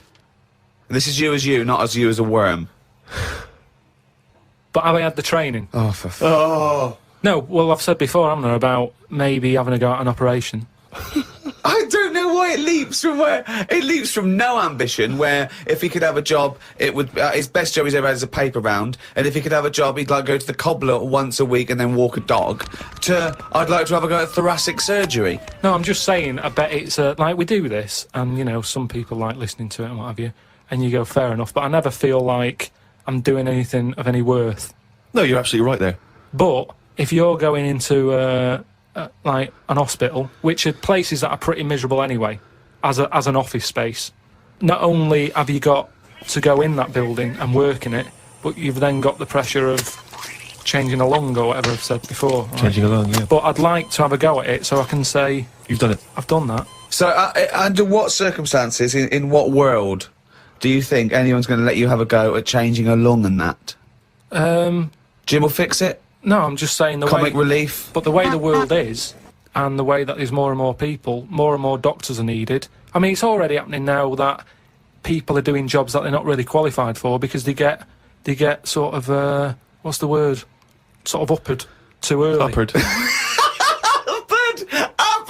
I love the fact it's basic language. It's like it's unbelievable. Uppered. Do you know what I mean? Promoted. Yeah, promoted. Yeah. They get promoted. I prefer too early. uppered. Uppered's great. So Why was I not uppered? Unbelievable. So do you know what I mean? I think because more and more people are knocking about, we need more and more doctors. Yeah. You get a job in a doctor's, you're going to be promoted sooner now, I think. Yeah. Well, what I'd do is I'd probably upper you, and then what's the word? You go away them. I think it is you go away them. You leave the door. You leave the door. You fire them. That's it. That's the word I'm looking for. So I'd upper you and go away the doctor, if anything. But I've been to, you know how I don't like going to the doctors and stuff. Yeah. Because Right? you're always scared that they might investigate below the bridge. Yeah, but I checked on that before. I signed up to it, and then they said, right, before we can take you on as a patient, you've got to have a health check. right, which I thought was odd, because it's almost like saying, if you're ill, we can't be having you coming here, right? But I said, right, okay, fair enough, what is this health check? And he said, oh, we just check your body out and make sure you're fit and healthy. And I thought, that isn't enough information. I want to know if it's the old finger trick. And I said, what do you mean, though, when you said health check, what do you do? And she said, oh, it's just, I think she knew what I was getting at. And she said, oh, it's just the blood pressure, your height, your weight. That's about it. So I went and had it and stuff. But you had to, before you sort of said, right, I want this doctor, they give you loads of forms to fill out, right? And one of the things they did was, if you die, what do you want to give away? Right? Like a donor. And what have you, and I thought, I really thought about it for 40 minutes or so. I didn't just rush into it. I was sat there thinking, if I'm dead, does it matter and stuff? But I was really concerned when it said about the eyes. Right. Right. Why? What do you mean? What? Because can they have your eyes after you die? It was. I think it was 4th on the list. Why do you care about giving your eyes away when you're dead? Just because of that thing of, we don't know for sure yet. I know that you poo-poo it, but the afterlife thing. So why, in an afterlife, would you want your eyes more than your liver and your kidneys and your lungs and your heart? Because ghosts don't eat, do they? So you don't need all your liver and your kidneys and stuff, because they're only there to sort your food out. But your eyes, if you're a ghost, I don't want to be a blind ghost. Because you're around forever then, aren't you? Once you're a ghost, that's it. So the idea of being blind when you're alive, you go, well, all right, then maybe in the afterlife I might be treated to a pair of eyes. But the fact of wandering about, dead for years, bumping into stuff... Oh, God! Oh, it's amazing! So, that's an amazing image! So I didn't tick that box. But why? I don't understand. In your theory of the afterlife, why is it that this ghostly Karl, why can he survive without a heart, but he can't survive without eyes? Why? Do you see what I mean? Surely, if you're this ghostly apparition, you can just see everything and you can do everything. You don't need the body. No, because you're a ghost. Yeah, I know, but I think when you're a ghost. Say like how they've seen ghosts in... Right, could I just say now for any listeners, this is not the thoughts and beliefs of the management. There is no such thing as ghosts. I do not believe in ghosts. I do not believe in ESP or any mumbo-jumbo. Carry on, Karl. So when there's a ghost, yeah... When they see ghosts in, like, old castles and stuff... Yeah. They've had their head cut off because they've been up to no good, like, years ago. But they're carrying it around normally under their arm. That's what I'm saying. It hasn't reattached itself. So if you take the eyes out... But Karl, how is this ghostly creature able to function? It doesn't have its head on anyway. It's carrying it under its arm. So the suspicion is it doesn't need its head. No, it does. It just happens to be carrying it around because it wants to keep it with it. The ghost is always in the last condition that it was in when it was in... Who makes these rules? The way you are in your last bit of life is how you are as a ghost forever, even in the fashion. Like I say, the ghosts that you see never wear modern clothes, so it's always the Victorian stuff. Now, if they could change it, they would, but they can't because they stuck with it. So that's why did you see cavemen ghosts? When did ghosts start? They didn't kick in till about 1830, did they? What if you die when you're having a rectal examination? Are you always bent forward with your trousers around your ankles and someone's finger up your But arse? why would you die when you're having that done? That's why I'm not having it done. If that's No. But you might have both been suddenly killed in a terrible disaster. Yeah, a meteorite hit you. That's when you get the moaning ghosts, isn't it? They're the ones who aren't happy. So you're going round, bent forward, you've got a doctor's finger up your arse, and what are you doing? You're sort of going, oh... And that's when you have to get the vicar round. What do you mean? Because they have to put you to rest and what have you, don't they? And what does a vicar do when he's going? So I get the vicar round. It's years later. It's 100 years later. You're around this doctor's surgery, and there's people coming, and the doctor there, the new doctor there, and it's 2073, and they go, Vicar. They go, Vicar, there's a strange ghostly apparition. It looks like an old doctor, right? And he's got his fingers up this sort of like little...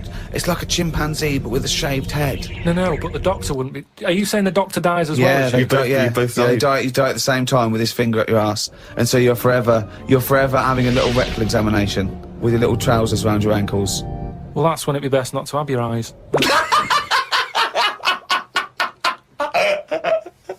Questions for Karl, just to sort of try and tap into his brain, see what's going on there. Yeah. The questionnaire that is often featured at the end of the TV programme Inside the Actor's Studio. If heaven exists, what would you like to hear God say when you arrive at the pearly gates? Is that how it works? Oh. No, What do you mean? What's the question? Well, I don't know. Do you hear so many other things that you have to go through other gates? I can't imagine him being on the door, is what I'm saying. If he owns a place, what's he doing there? He could put anyone on it. It's St. Peter, isn't it, who's normally minding the gates, famously. Right, so it's him asking me. Okay, well, let's say it's St. Peter. No. You go through the gate. Peter goes, "Oh, you're expected. He's got an appointment. We're going through to God. Go through a few doors. Go up top floor. Right, past the executive washroom, into his big office. Okay, that overlooks the universe." So what? So you've gone in to see God. It's an audience with God. You've died. You've gone to heaven. And what would you like God to say to you at that point? Probably just say, you've done well and that in your life. You never did anybody any harm. So, welcome to heaven. Any problems, give us a shout. Here's a little layout of like a little map. It's kind of like. I love this. This is a great answer. And my favourite one is you never did anyone any harm. That's great. That's a brilliant thing for God to say. Yeah. So hang on, he's giving you a little map. So he's got a little map of the area. It's and big. he'll sort of say, this is where you go for this is where you go for that. I'd probably ask him about the ghost situation. I'd say, am I now a ghost then? Or is this just like another planet that I've come onto? Right. I don't know if he'd answer that. I don't know if he'd be sort of a bit cagey. Yeah, a little bit like, well, I don't want to panic you and stuff. I'd say, right, is it right that I can see past family and that? Because to be honest, I'd probably prefer to stay away. He doesn't even want to. No, but because the thing is, if you've done amazing. I've done all that in this life, so it's about moving on to another life and meeting different people, isn't it? Yeah. Otherwise, what's the point? It's just like the same all over again, but everywhere's white. I mean, I don't know if it is like Do you this. think God would like this podcast? Well, I suppose it just kills half an hour, doesn't it? Well, yeah, but time's not a problem for him, is it? Yeah, it is, because he lives for ages, so he needs loads of filler. I bet he's, doing stuff that is just like, I'm not really into this, but it's something to do, isn't it? Sudoku and stuff. But I think there'll be just as many problems up there as there is here, because at least people are leaving here, whereas up there, that's the thing that I'd be worried about the most, actually, that it's really crowded. Because it's years and years of dead people, isn't it? London does me head in. Up there, it's going to be well busier than that. What about teenagers, and do you feel that life was better in, say, the 1950s? I don't know, I wasn't around. So but you understand what it was like in those days? You've seen Happy Days. I don't know, people always say, don't they? Old people always say, it's a better life in the 50s. And it's like, yeah, it was for them. Of course it was for them. They're old now. Being old isn't great, is it? So you're just happy with your lot. I suppose I was happiest in about 1984. Right, specific year. Why? Why was that? It's just I was free and happy. Do you know How what I mean? old were you? I don't know. 22. He's just counting on his fingers now. 12. Right, okay. And it was just good. So the happiest days of your life were between the age of 12 and 13? Yeah, it was good. I had the world ahead of me. Little did you know your hair was going to fall out and you were going to whinge every minute of the day. I had my bike. I like messing about my bike. You had your mates. I had a pet magpie. So you were probably the teenager that you eventually hate? Probably. Were you a good lad, law-abiding? I wasn't bad. I just sort of, just potted about. I mean, when people talk about what was on the telly back then, I don't have that much memory of it, because I was always out. I was always playing out.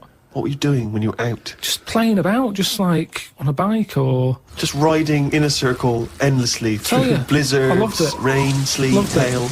I never seemed to be in. I was always... When everyone always goes, where were you when Band-Aid was happening? I was always out on my bike.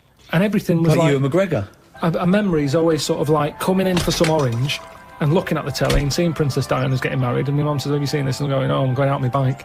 I was always doing that. The only time I was in the house... This is why you don't know anything, because you never stopped. Yeah, but this is what being a kid's about. But That's all what I the mean, being information free. you have, Carl, is as though you've gleaned it as you raced by on a bike. It's almost like, every piece of information you have. Your hair blowing in the wind. Carl, your hair will blow out one day. Oh, don't talk stupid, ma'am. Was easy. So yeah, 12 to 13 was good. But you see... And it was all downhill from then, was it? 13, is you're a teenager then, aren't you? Life got tough. Yeah. How did it get tough? Just straight away when I was 13, my mum was like, oh, it's your 13th birthday, you're a teenager now. Right. And she gave us a quid to go and get a cake to celebrate it. Went to the supermarket, got a cake, and I just thought, I don't like the look of this. Don't like the look of the way the future is here. On his 13th birthday. Well, you were buying a cake. What did you see in the supermarket? It was kind of like, I don't know, I suddenly felt grown up. I didn't like it. But I think you were always about 58, really, with your outlook. Well, yeah, my mum always said I was old. She said I was an old baby. She said I could frown before I could walk. So they always had a bit of a worry look on my face.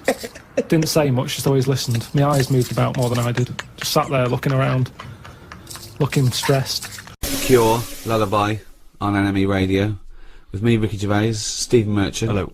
And Karl Pilkington. All right. Now, straight after your holiday, you got home, and then came out to visit me in Boston on the set of my film I was doing. Mm. How was that?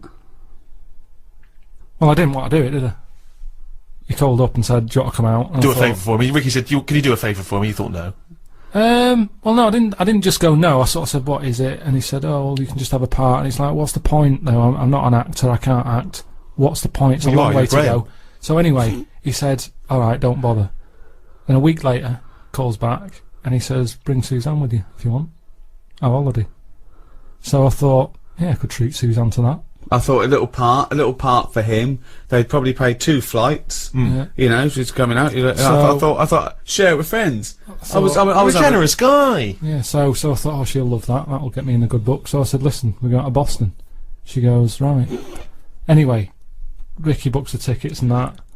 She can't get time off because we've just been in Menorca. So they said, hang on, you've just had a week off. You can't go anywhere. So I had to go on my own, right? Which, you know, fair enough. I'd said I'd go by that point. It'd all been booked. The costume that I needed for the film bit had been made. I couldn't get out of it. I was in too deep. Anyway, go there. Boston isn't worth seeing. Oh. I mean, you're talking about travelling the world and, you know, opening your eyes and seeing new things. There's nothing to see in Boston. It's Dunkin' Donuts and Starbucks. There's nothing else, is there? I'm not being unfair there. I mean, it looks nice. There's nice buildings. You mean there's not a museum of the weird? There's, they had something to do with tea bags, didn't they? That no, it's the Boston hotel. Tea Party. It was nothing to do with tea bags. It was the Boston Tea Party. That one of the founding events of America. I know, It wasn't something to do with tea bags. So other than that, it wasn't chimps. There was no chimps involved in the Boston Tea Party. For me, I went out for a walk on 2 of the days when I wasn't on to work. Yeah, only worked for 1 day. Well, got 3 days free, 4 days in a hotel, all paid for. 1 day's work. I mean, it really is. He really is ungrateful. So anyway, Steve, I dressed up as a caveman in some old animal stuff, which you thought. Well, this was for the film, was it? This wasn't just your natural. Yeah. So could I just say, it was not real fur. I insisted there was no real fur. Well, you say that. Yeah. I get back, right, I'm run down because I didn't sleep when I was out there. I'm not very good. If Suzanne's not in the bed, there's something, it's like I feel... What, she's got to be there to tell you to sleep? Close your eyes now, Karl. Yeah, it just... Now, and our ears, stop listening. Listen to my words. Stop, sleep now, ears. So anyway, so I wasn't sleeping, so I was there for 4 days or whatever. I must have had about 3 hours. One real day's work filming, and he was shattered. Really. He was absolutely shattered. He was weak. He was ill for a week afterwards. I did like 35 days, you know. Yeah. So, yeah, but you were sleeping. If you don't sleep, it's basic sort of biology, that. If you don't sleep, you get run down. Sloths never get a flu. Because it's good, isn't it? That's when your body's replenishing.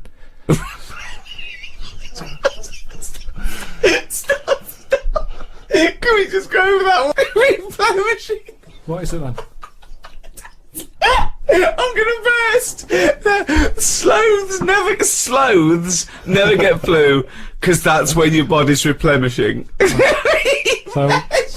So the thing is, I'm bound to get ill. Steve, you know what it's like. You're always like got a cold and that. Oh, he's dissing you. Everything's what's it got to do with I'm just saying because you're a bit of a sickly child, so you don't Oh, jeez! I'm only to go at the looks and then only because I'm trying to get him on my side.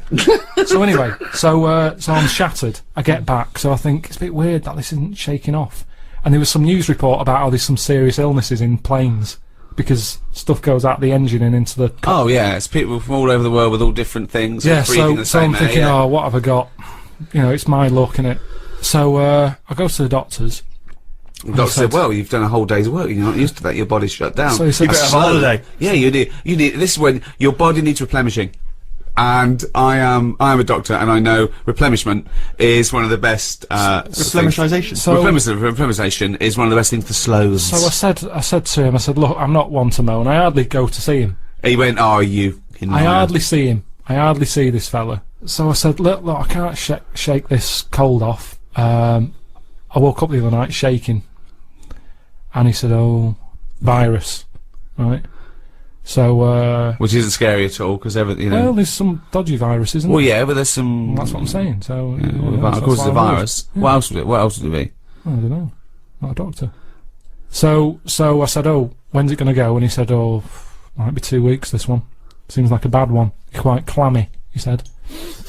So I said, yeah, I feel a bit clammy, yeah. And he said, yeah, you will do. So anyway, so I felt happy about that, and I'm more confident with the doctor, because, you know, you've got your vest off and all that, so you think, why not just let him do a bit of a body check? So I said, doctor, whilst I'm here, I think I've got some eczema on my leg. And he goes, let's have a look. And I said, there it is there. And he said, that's not eczema. So you've got to touch a ringworm. Blimey. Right? So straight away, anything with a worm in it, you're going, you know what? Yeah. It makes it sound worse, doesn't it? I was thinking like tapeworm and stuff. Yeah. So he's going, yeah, ringworm, and he saw me panic, and he went, don't worry. You pictured a worm with a giant mechanical arm crawling up your back. You could see by my face was a little bit like, I've got a worm in my leg. He's going, don't worry, it's not a worm. And I said, how have I got that then? And I reckon it's from this bear suit that It was it's a little bit weird that I had bare boots on. I had bare boots on, and where the bare boot was, I ended up with ringworm on my leg. Do you know why it's where it was? Because the only bit of your leg showing, because you had bare boots on, fake fur, with a fake fur tunic, and the only bit showing was your shin. You were walking around in long grass. You got it from the grass. Well, no, because I said to him, because I wanted to hear the words bear suit from him. I said, what's the chances of that? Yeah. I said, where... Doctor, what might I got this from? And then you just shut up and waited for him to say I said, it's a little bit weird, isn't it? I said, I thought that died out with rickets, right? Because I'd never heard of ringworm since I was a kid. I remember some dirty kid had it at school, and my mum sort of said, don't go near him. So, I said, ringworm then, doctor. Where have I got that from? Thinking he'd say... Have you been wearing a bear suit? Yeah. Anyway, he said, well, he says gay people get it. What? Yeah. No, he didn't. He did. Why did he say that to you? Well, this is what he said. He said gay people. I said, right, tick that off. He said, wrestlers. Why do wrestlers get it? And I said, I don't understand the connection. I said, I don't know, you know, any gays, I don't know any wrestlers. And he went, well, it's the body, skin rubbing. Well, why do only gay people get it then? Why don't heterosexual people get it? Don't know. Didn't quiz him. But then he said, what about... Did the doctor really say to you, gay people get it? He might have said, like, homosexuals. Does this doctor operate from a park bench somewhere? Sorry! Does he have a lot of carrier bags with him? Why would his first thing be ringworm, gay people get it? So yeah, I said not gay, I said, I don't know any wrestlers. That's a fact. And then he said, have you stroked any bald pets? Any bald pets? Bald. He said, have you stroked anything with hair missing? Bald. Just yourself? And I said, I can't remember. And I couldn't be bothered. Sorry, were these all euphemisms? Like, wrestlers get it, wink, do they? Yeah. You stroked the, little bald hairless thing? No, doctor. Okay, gay people get it. Look, are you gay? Are you gay? I'm gay. I'm gay. I want to stroke some bald. So I didn't want to get into the bear suit thing, because then he'd be thinking, what's he doing? No, you've got it. So wait. So he had a list of he's reading this off a list, was he? No, he did it from his head. He knew it already. He didn't have to look at a form or anything. He went ringworm. He's obviously had a few people in there who have had it, and they've gone, ringworm? That's a bit weird. Where have I got that from? And he knew straight away. So he's had 3 people in there with ringworm. One of them was a wrestler, one of them had a shaved dog, and one of them was a homosexualist. Is this the same doctor who told me that my nerves were too short for my body? Yeah. Different fella. So yeah, ringworm I got from my time in Boston. Well, that was a heck of a story. I'm beginning to wonder if the reason Suzanne didn't go with you on that trip was not to do with work obligations. Richard Ashcroft, check the meaning. He's from your neck of the woods, isn't he? Wigan. Yeah, we were just discussing, The fact how miserable and mean Karl is. He won't do anyone a favour. Do he takes favours. I shifted your telly. Oh, hold on. He shifted my telly. I gave him a television. I gave him a bed. He went, I shifted your bed. No, I gave you a bed. That's how he couches things. I cashed that bloody cheque you wrote to me. Unbelievable. Who's the last person you did a favour for where you weren't expecting something in return? I'm always treating people. I've told you, if I have a good day, at the end of it, I'll go, do you know what? I'll treat them. And Treat who? It might be a homeless fella. It might be some charity. I'm sick, honestly, the amount of money I give away It to might be stuff, a I don't like shouting about girlfriend it. who got a lovely new camera for Christmas, still wrapped up from when it was given to you as a leaving present. So, All this stuff about you're doing so much for charity. You honestly tell me you think you're walking along, you're whistling. Oh, I had a great day, me. Hey, you never have a great day. No, I've never seen you have a great day. It doesn't matter what. It's unbelievable. You're whinging all the time, miserable. Yeah. Nothing impresses you, nothing at all. The best I've ever heard you was, I was alright. That. Well, tell us about the last time you had a great day. What was the last great day you had where you thought, oh, I must end this by giving some money to a homeless fella? I mean, yeah, I don't have a great day. but what I mean is, a day when I go, do you know what? I'm quite content. That's amazing! It's a long way from a good day. That is the equivalent of him skipping along. No, every night before I nod off, I lie there and I think, what sort of a day have I had? And I'll go through it and I'll go, yeah, that was alright. How boring is that? No, it's good, you've got to do that, otherwise what was the point of the day? If you're never going to look back on it and go, what have I done? Yeah, that was alright. What's the point of it happening? But how often do you go, wow, I've really achieved a lot today? Because I remember one day at random you told us, you'd been to the cobblers and back. I didn't even know cobblers still existed. Yeah, that was a 24-hour period we were talking about there. You kept a diary. It mainly consisted of, had a chip butty in a cafe with Suzanne. And then you talk about an old woman you saw. No, that was your day. I've made it a thing that I do now, that I like to learn something every day, and then... Go on, what have you learnt today? Well, I haven't done anything yet. Brilliant. But what I'm saying What is... did you learn yesterday? I've learned you're not a generous man. You're a mean, Yeah. you're a mean bastard. You don't repay. And that's coming from Steve Merchant. I'm just saying, as long as... I always think if you've learnt something, Yeah. then the day's not been wasted. What have you learnt Someone yesterday? famous What have said you that. learnt yesterday? It was the... What's it? Something you told me about the monkey arm. Right, yeah. There's scientists have done the first brain robot interface. They've put like 100 electrodes on the part of the cortex that is for your motor system, and they put it on a monkey's brain, and through the power of thought he learned how to use a robot arm. Wow. So just by thought, just like you do your own arm, Yep. you know, and it took him a few days, not years. In a few days, this monkey was making this robot arm pick up grapes and put it in his own mouth through the power of thought. Right? Karl went. Did he have his own arms? I went. Yeah. He went. Well, he's lazy then. Don't you think it's a bit wasted on a chimp? One, what's it doing? All they ever do is eat or chuck shit about. So why give them a decent new robotic arm? Well, who are you going to give it to? I just mean give it to something that is going to get more use out of it. What, a giraffe? No, something more. If they could link that up to a worm, I'd go, that's good. Well, how could a worm think to use a robot arm? Listen to me. They can't think. Hang on, Yeah, I'd but like this to is- know. I'd like to know how this tiny How do you worm- know? How do you know? What I'm saying is, a worm's never had an arm. You're a maniac. I'm Think not what gonna- you're saying. You wish a worm had an arm for a day. No, all I'm saying is, if we're going to faff about here and get animals giving them extra arms, don't... They weren't giving a monkey an extra arm. They were testing this theory that they could make the first computer-brain interface.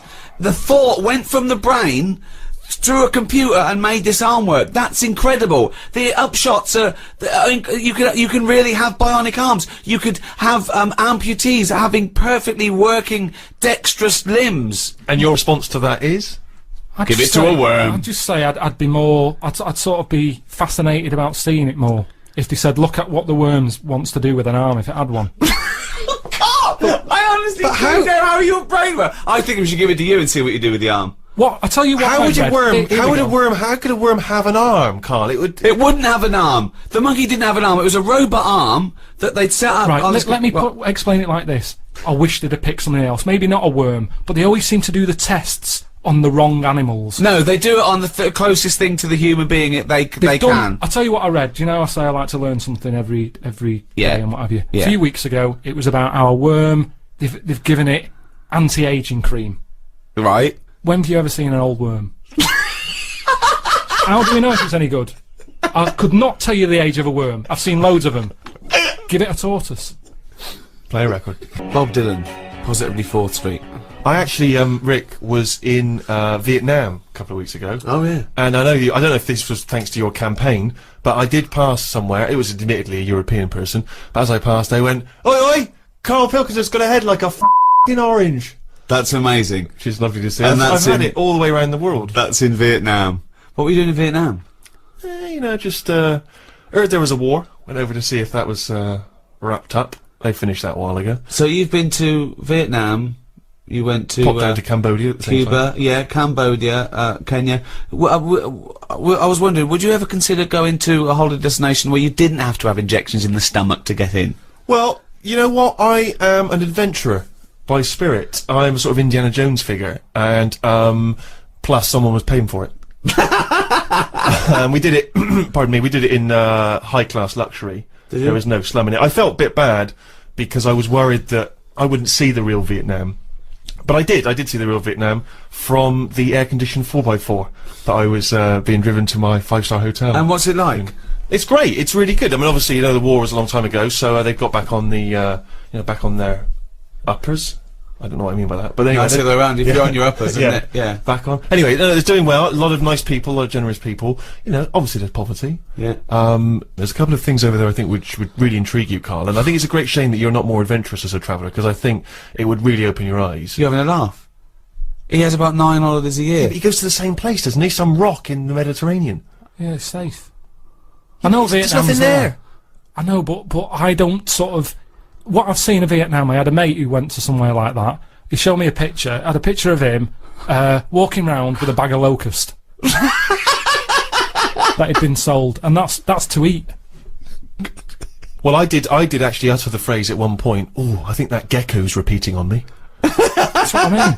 So, I mean, I am quite exotic. I don't mind. I tell you what I didn't do, though, and I think I would fascinated to have seen you down there. There's a place in Vietnam, just outside of Hanoi, called Snake Village, right? And it is a long, long tradition in Vietnamese culture of eating snakes. In fact, one of the tourists even said, one of the guides actually said, "We will eat anything."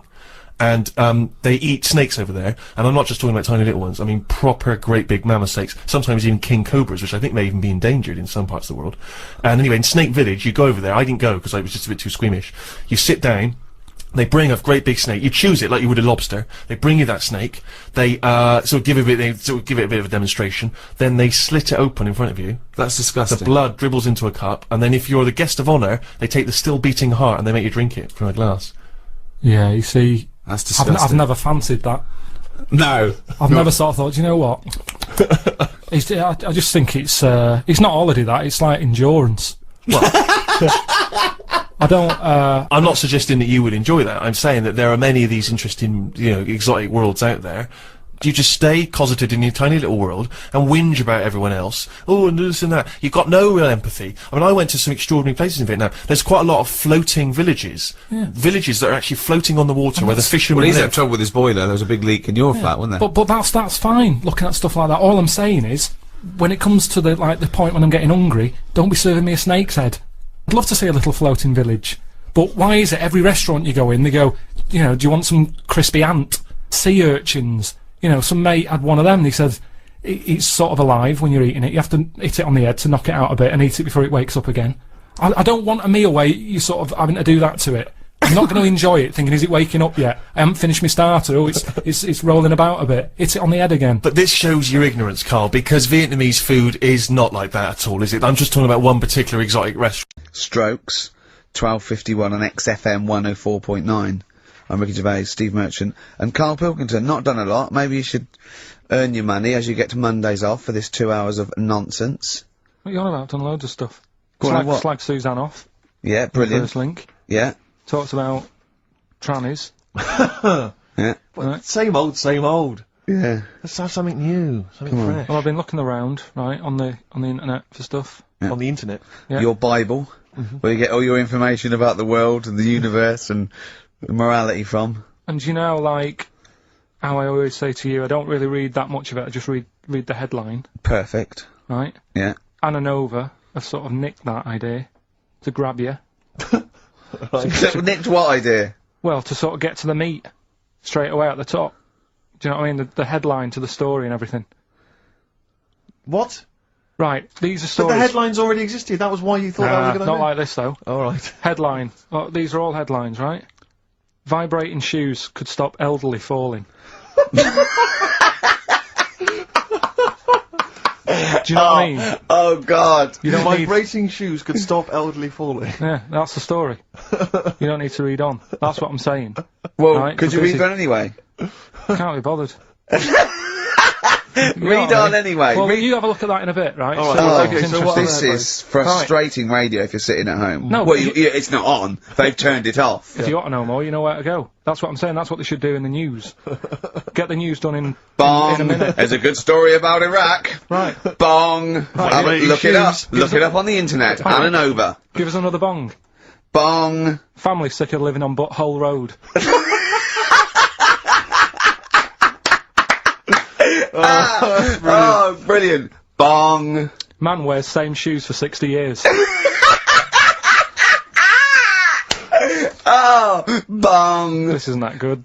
Some fella pulls a train with his teeth. And in lighter news. I remember that. Triple Donald. This one is very good.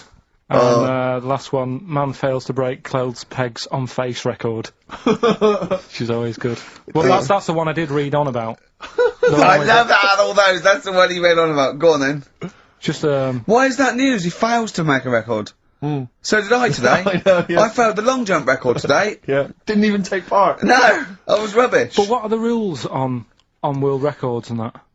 I don't know if there are rules. There are certain things you can't. I mean, it's the Guinness Book of Records, isn't it? Really, that's the arbiter, isn't it? Yeah, but is there anything, if you said you wanted to do it, would they say, well, you can't do that? Yeah, they've stopped some gluttony records. Obviously, things that are in danger. So anything that's illegal. Yeah, anything that's immoral. Yeah, like that American serial killer that just got discovered. Yeah. Having killed 47 women. I don't think he can make that into the Guinness Book of Records. No, because people will be trying to beat it, won't they? But there was some other story about a fella eating watches and that. That can't be good for you. So why don't they say, look, don't do that, do something else? He wanted to stay regular. Do you know What what, do you I mean, mean? though? I just wondered What if do you mean he there's was any- eating watches? He just said he was eating watches. He got about 3 in about a minute. How did he time it? Do you know what I mean, though? And then the other thing is the one that I was reading, the world record with the fellow who's pulling a train with his teeth. Does that make any difference that he's done it with his teeth? What do you mean? Well, what difference does it make? Well, isn't it? It's quite hard to pull a train with your teeth, I imagine. Well, it's pretty hard to pull a train.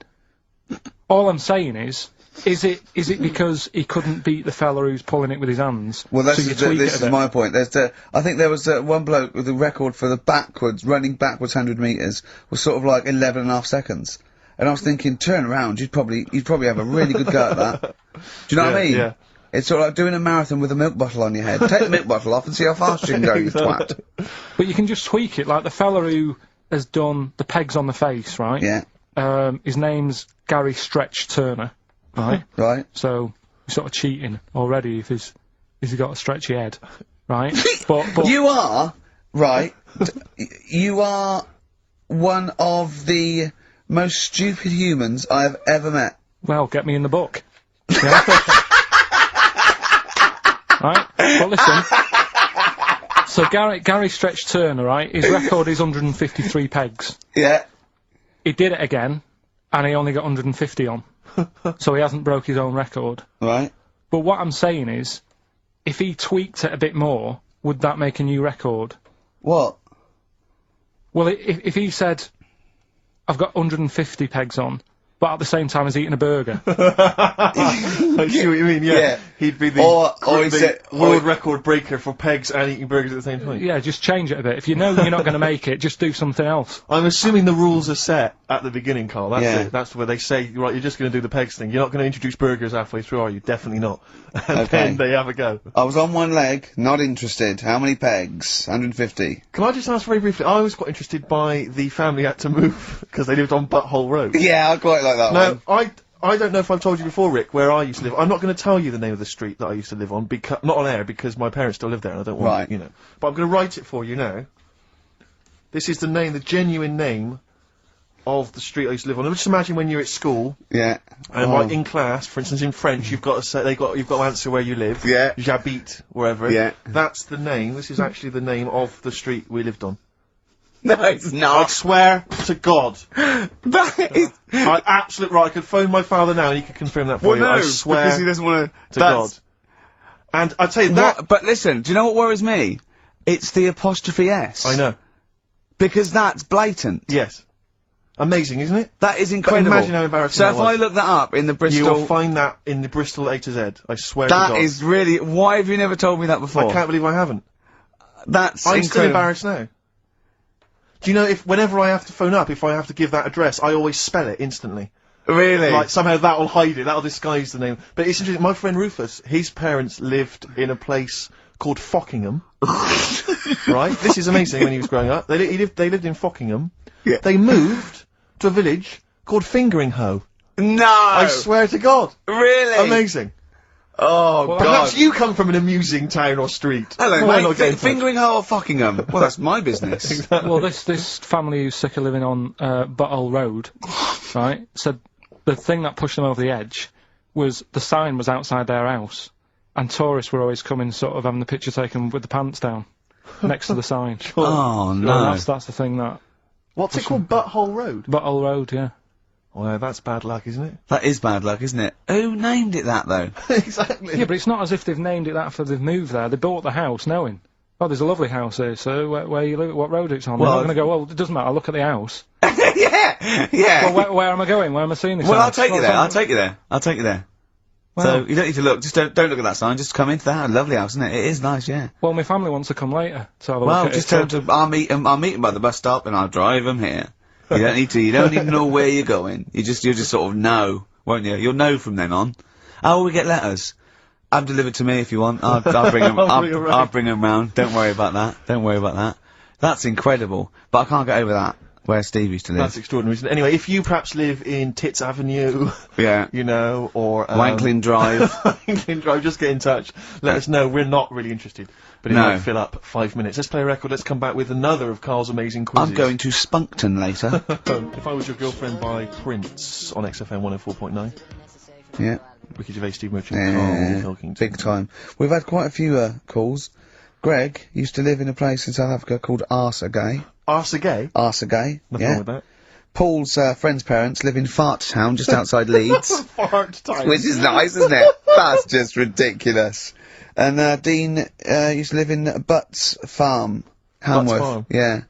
That's obviously, I assume they're free range butts. Sure, And not sort of yeah. battery farm butts. That would be horrible. But, yeah. I think that. That'd be great to just name a town, wouldn't it? I think I was thinking if I was like a multi-billionaire, a Bill Gates type figure, I'd Yeah. like to buy somewhere, like, say, Manchester, and just rename it. And Whinging on the wold. Whinging on the wold, yeah.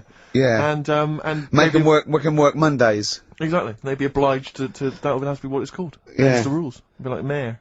Yeah. Oh, great. that'd be great as mayor, wouldn't you? You want to be mayor of Chinatown, don't you?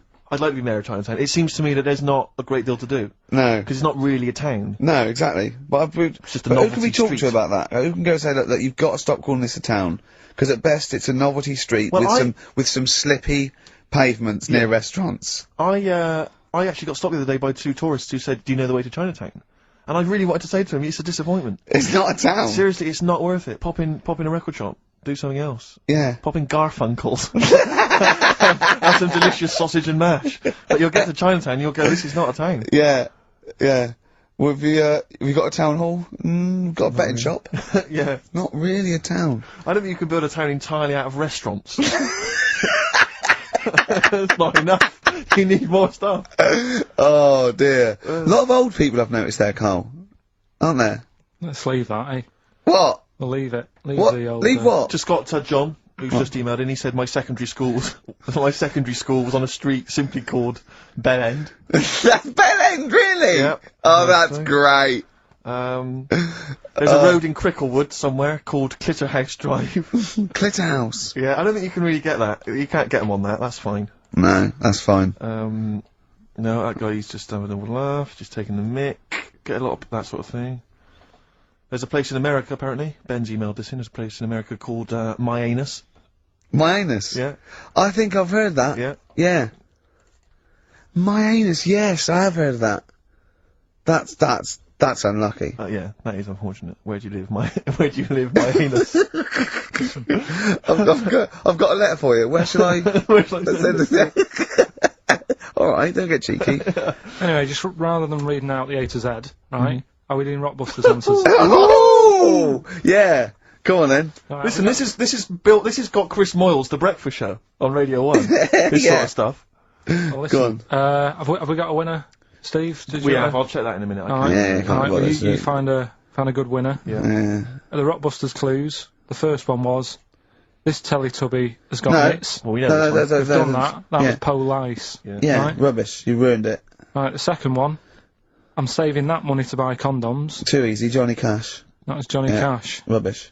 And the third one was, when you're making bread, add a bit of colour for a change and sort of, you know, change the colour of it. Right. Right? That was Dido. They got that. Give us a winner. Well, this is, the reason I've given this person the prizes is just because she's from Switzerland. Sure. She's listening in Geneva in Switzerland, so, I mean, good luck to Tina. And she wins those prizes. Who did she want to win the war? Don't know, I don't think she had an opinion. Really? You sure? Yeah. They say usual. that, but I reckon they wanted us to win, really. think so? I reckon so. Do you think that was true of all the wars? They were always on our side, really. I'd get her to just, if she's still home, who did most Swiss people, maybe sort of like over 50, want to win the war? The England or Swiss war Germany? or the original war? The Second World War. The best war. Yeah, The big one. the main one. Yeah. But, so just as a poll, in her opinion, so I asked people over sort of like 50 or 60, right, just quickly do it in the next 10 minutes, who did they really, are they neutral, but who did they really want to win? Yeah. England, Yeah, we know you were neutral, but yeah, it's but who do 50 you odd want to win? years England or later. Germany? We come up with great games, don't we? What are you worried about the beetle? Working hard. It's eating what Because it likes. this is the same as getting in foreigners to make cheap trainers, to me. They, you know, let the beetle do what it wants. I mean, how long do they live? I read the other day about some elephant beetle, they get about 4 months. Right. What do you think of this, right? This elephant beetle in the paper the other day, Yeah. about the size of a gerbil. Right. Massive. Odd looking thing. The bigger, the uglier it is. Why are you looking at me? No. In a way, that is the way it works, isn't it? I think size is a big deal, isn't it? In a way, because This is interesting. well, we better being smaller, aren't we? Well, it depends. What do you mean? Well, no, if you're afloat in the Atlantic Ocean and it's 4 degrees centigrade, it'd be better to be fat. I didn't really mean like that. I just meant in terms of like Steve. I've mentioned he's taller than us. Yeah. He's always ill. Well, that's nothing to do with his height. I just think bigger people. It's like that Zhang Lung or whatever, the world's tallest man. He's always sneezing and that. He's always got something up with him because he's not meant to be that big. Small fellas, you never see a midget in a doctor's waiting room.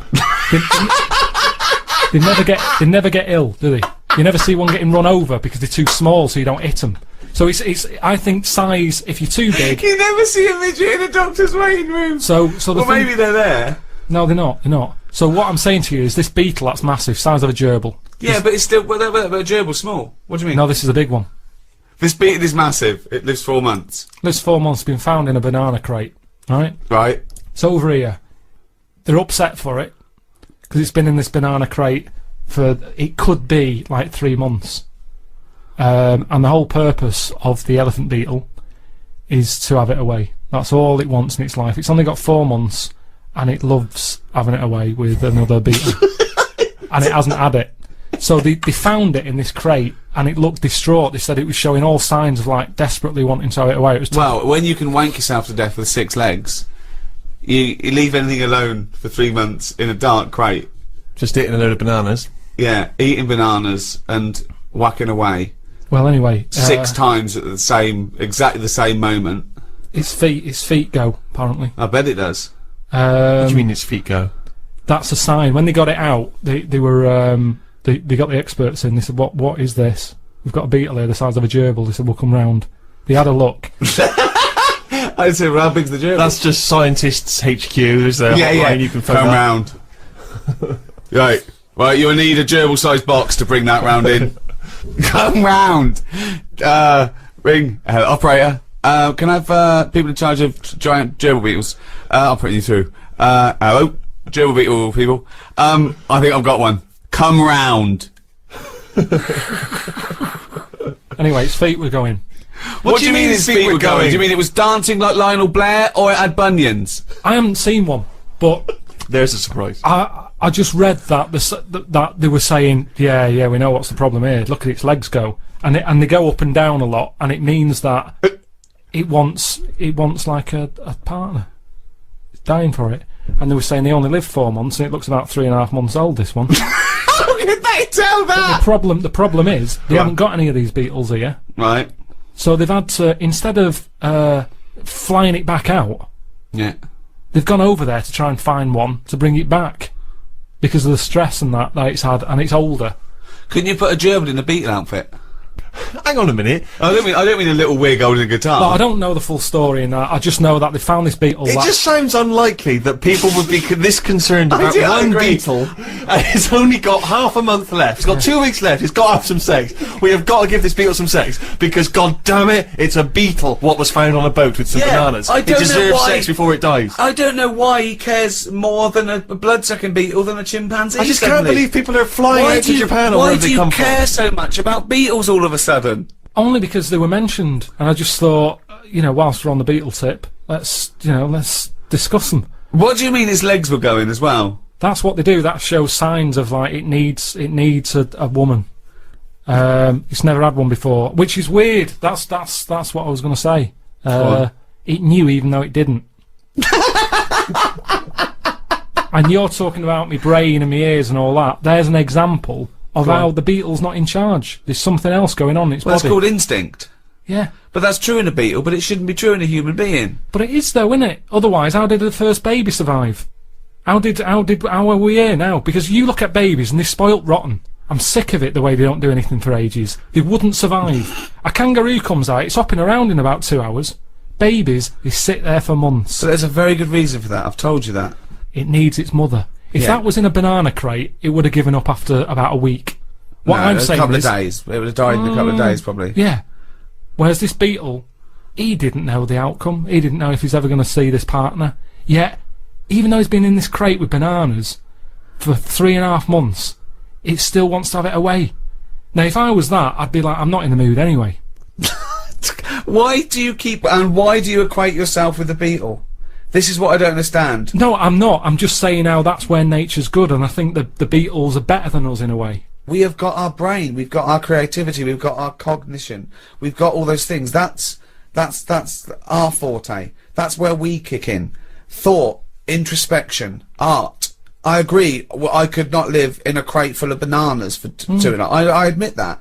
I admit that if my mum had given birth to me and then dropped me immediately in a bin, I wouldn't have survived. Yeah. But I don't see your point.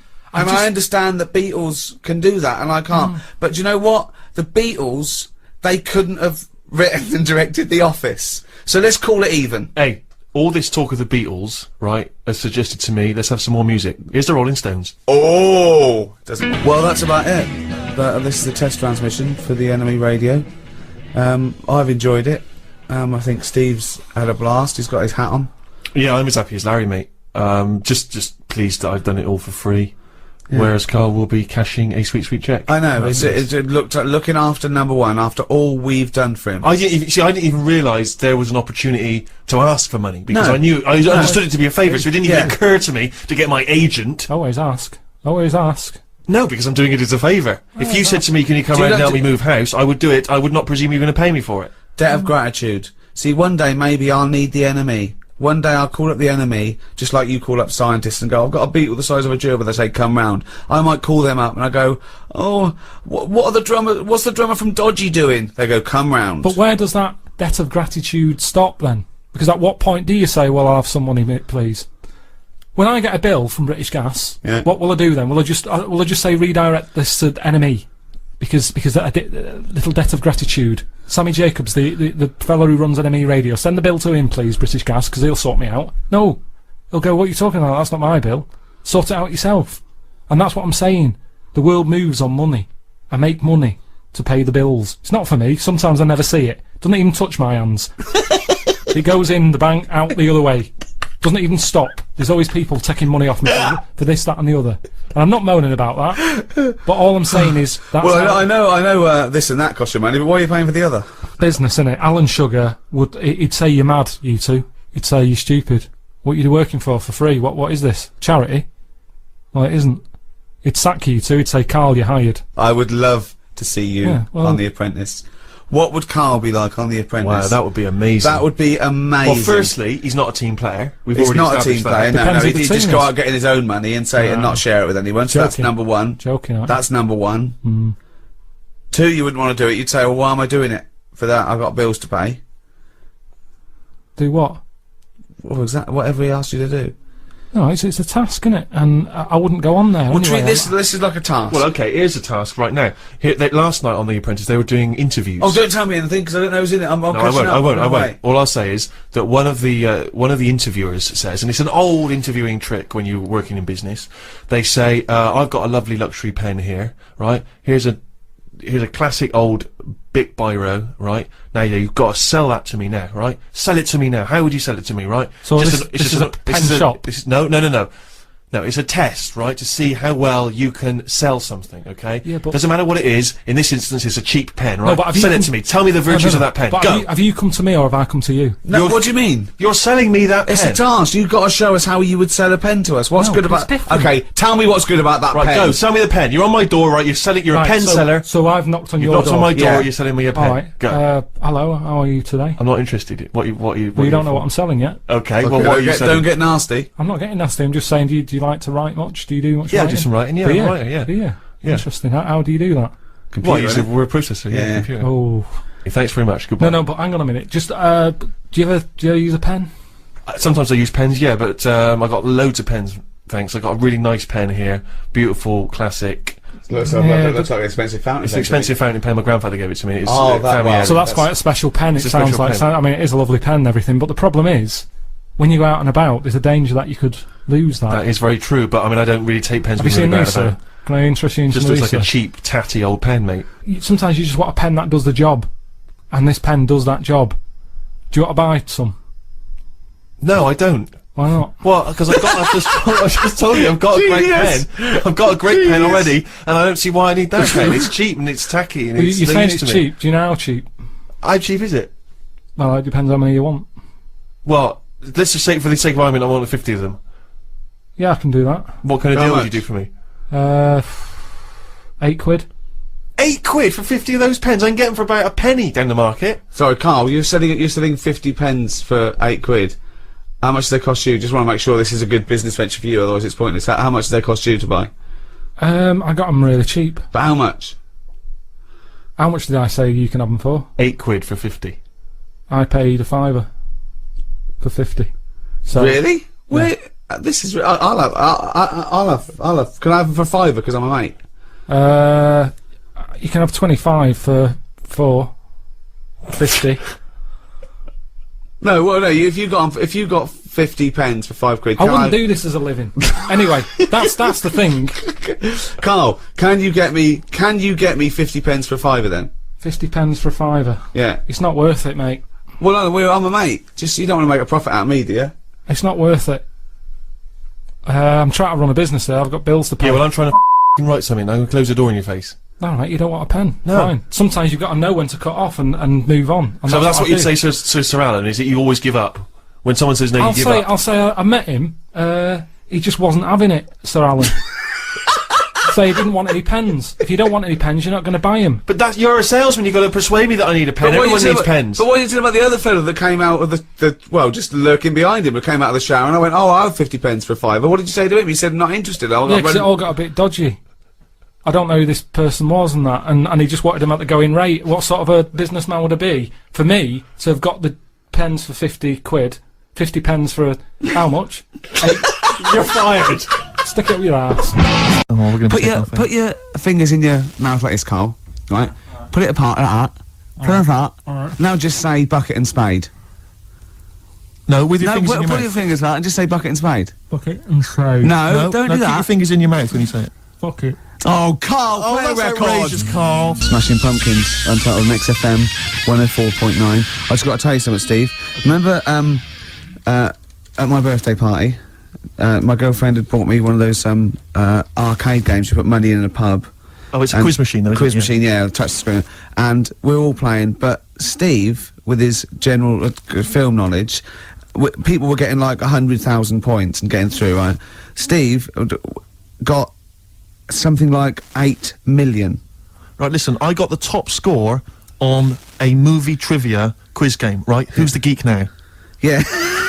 All right, Carl? Hello. No, but it was impossible. And I tried it, and I for like months I just thought I've just got to knock him off the top. And I did it all the other categories, and I was best at rock. Let's say that. But by no means is, you know, the gap between a friend of mine and a friend of yours, Johnny Camden, the lovely Irish comedian, came round last night. Yeah. Had a couple of goes. He got something like 30 million. That's mental. That's madness. Yeah. In fact, you're right, because Johnny bought this comic, right? He loves Doctor Who, and he bought this comic, and Steve, he left it there, and Steve got a post-it note on every page wrote geek. Yeah. Johnny gets it home, reads it on the tube, and there's geek written everywhere on every page. That's the sort of vicious man Steve is. He can hand it out. Do you know what I mean? Imagine him calling you a geek. What must that feel like to be called a geek by Steve Merchant?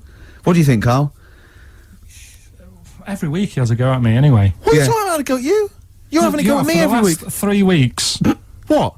You've been having a go at me. I have not had a go. You've always had a go at me. You've always said to me, what do I look like? And what do you expect me to do, lie? Oh, he's done you again, Steve! No, I'm not getting into this. He's done you A young again! lad called up before and said, oh, have a go at Steve again, these looks. And it's not like a game. I'm not like coming in here every week and wanting to make you look, you know, come across as an ugly bloke. I don't need to do that. He's done you up! He's done you Is this up. because of the Gaylord stuff? No, it's That you're just, having a go at me again? Oh. it's just that you had a go at me before. I didn't have a go at you you. at all. I was talking to Ricky. I haven't had a word. I haven't spoken a word It's to in you. your eyes. Is this why you're in an ugly mood? A bad mood? A generally grim mood? Is it because like you just think I'm gonna have a go at you? I don't know what it is. When I get here, you're all right, and then as soon as you come in here, you change. I haven't done anything.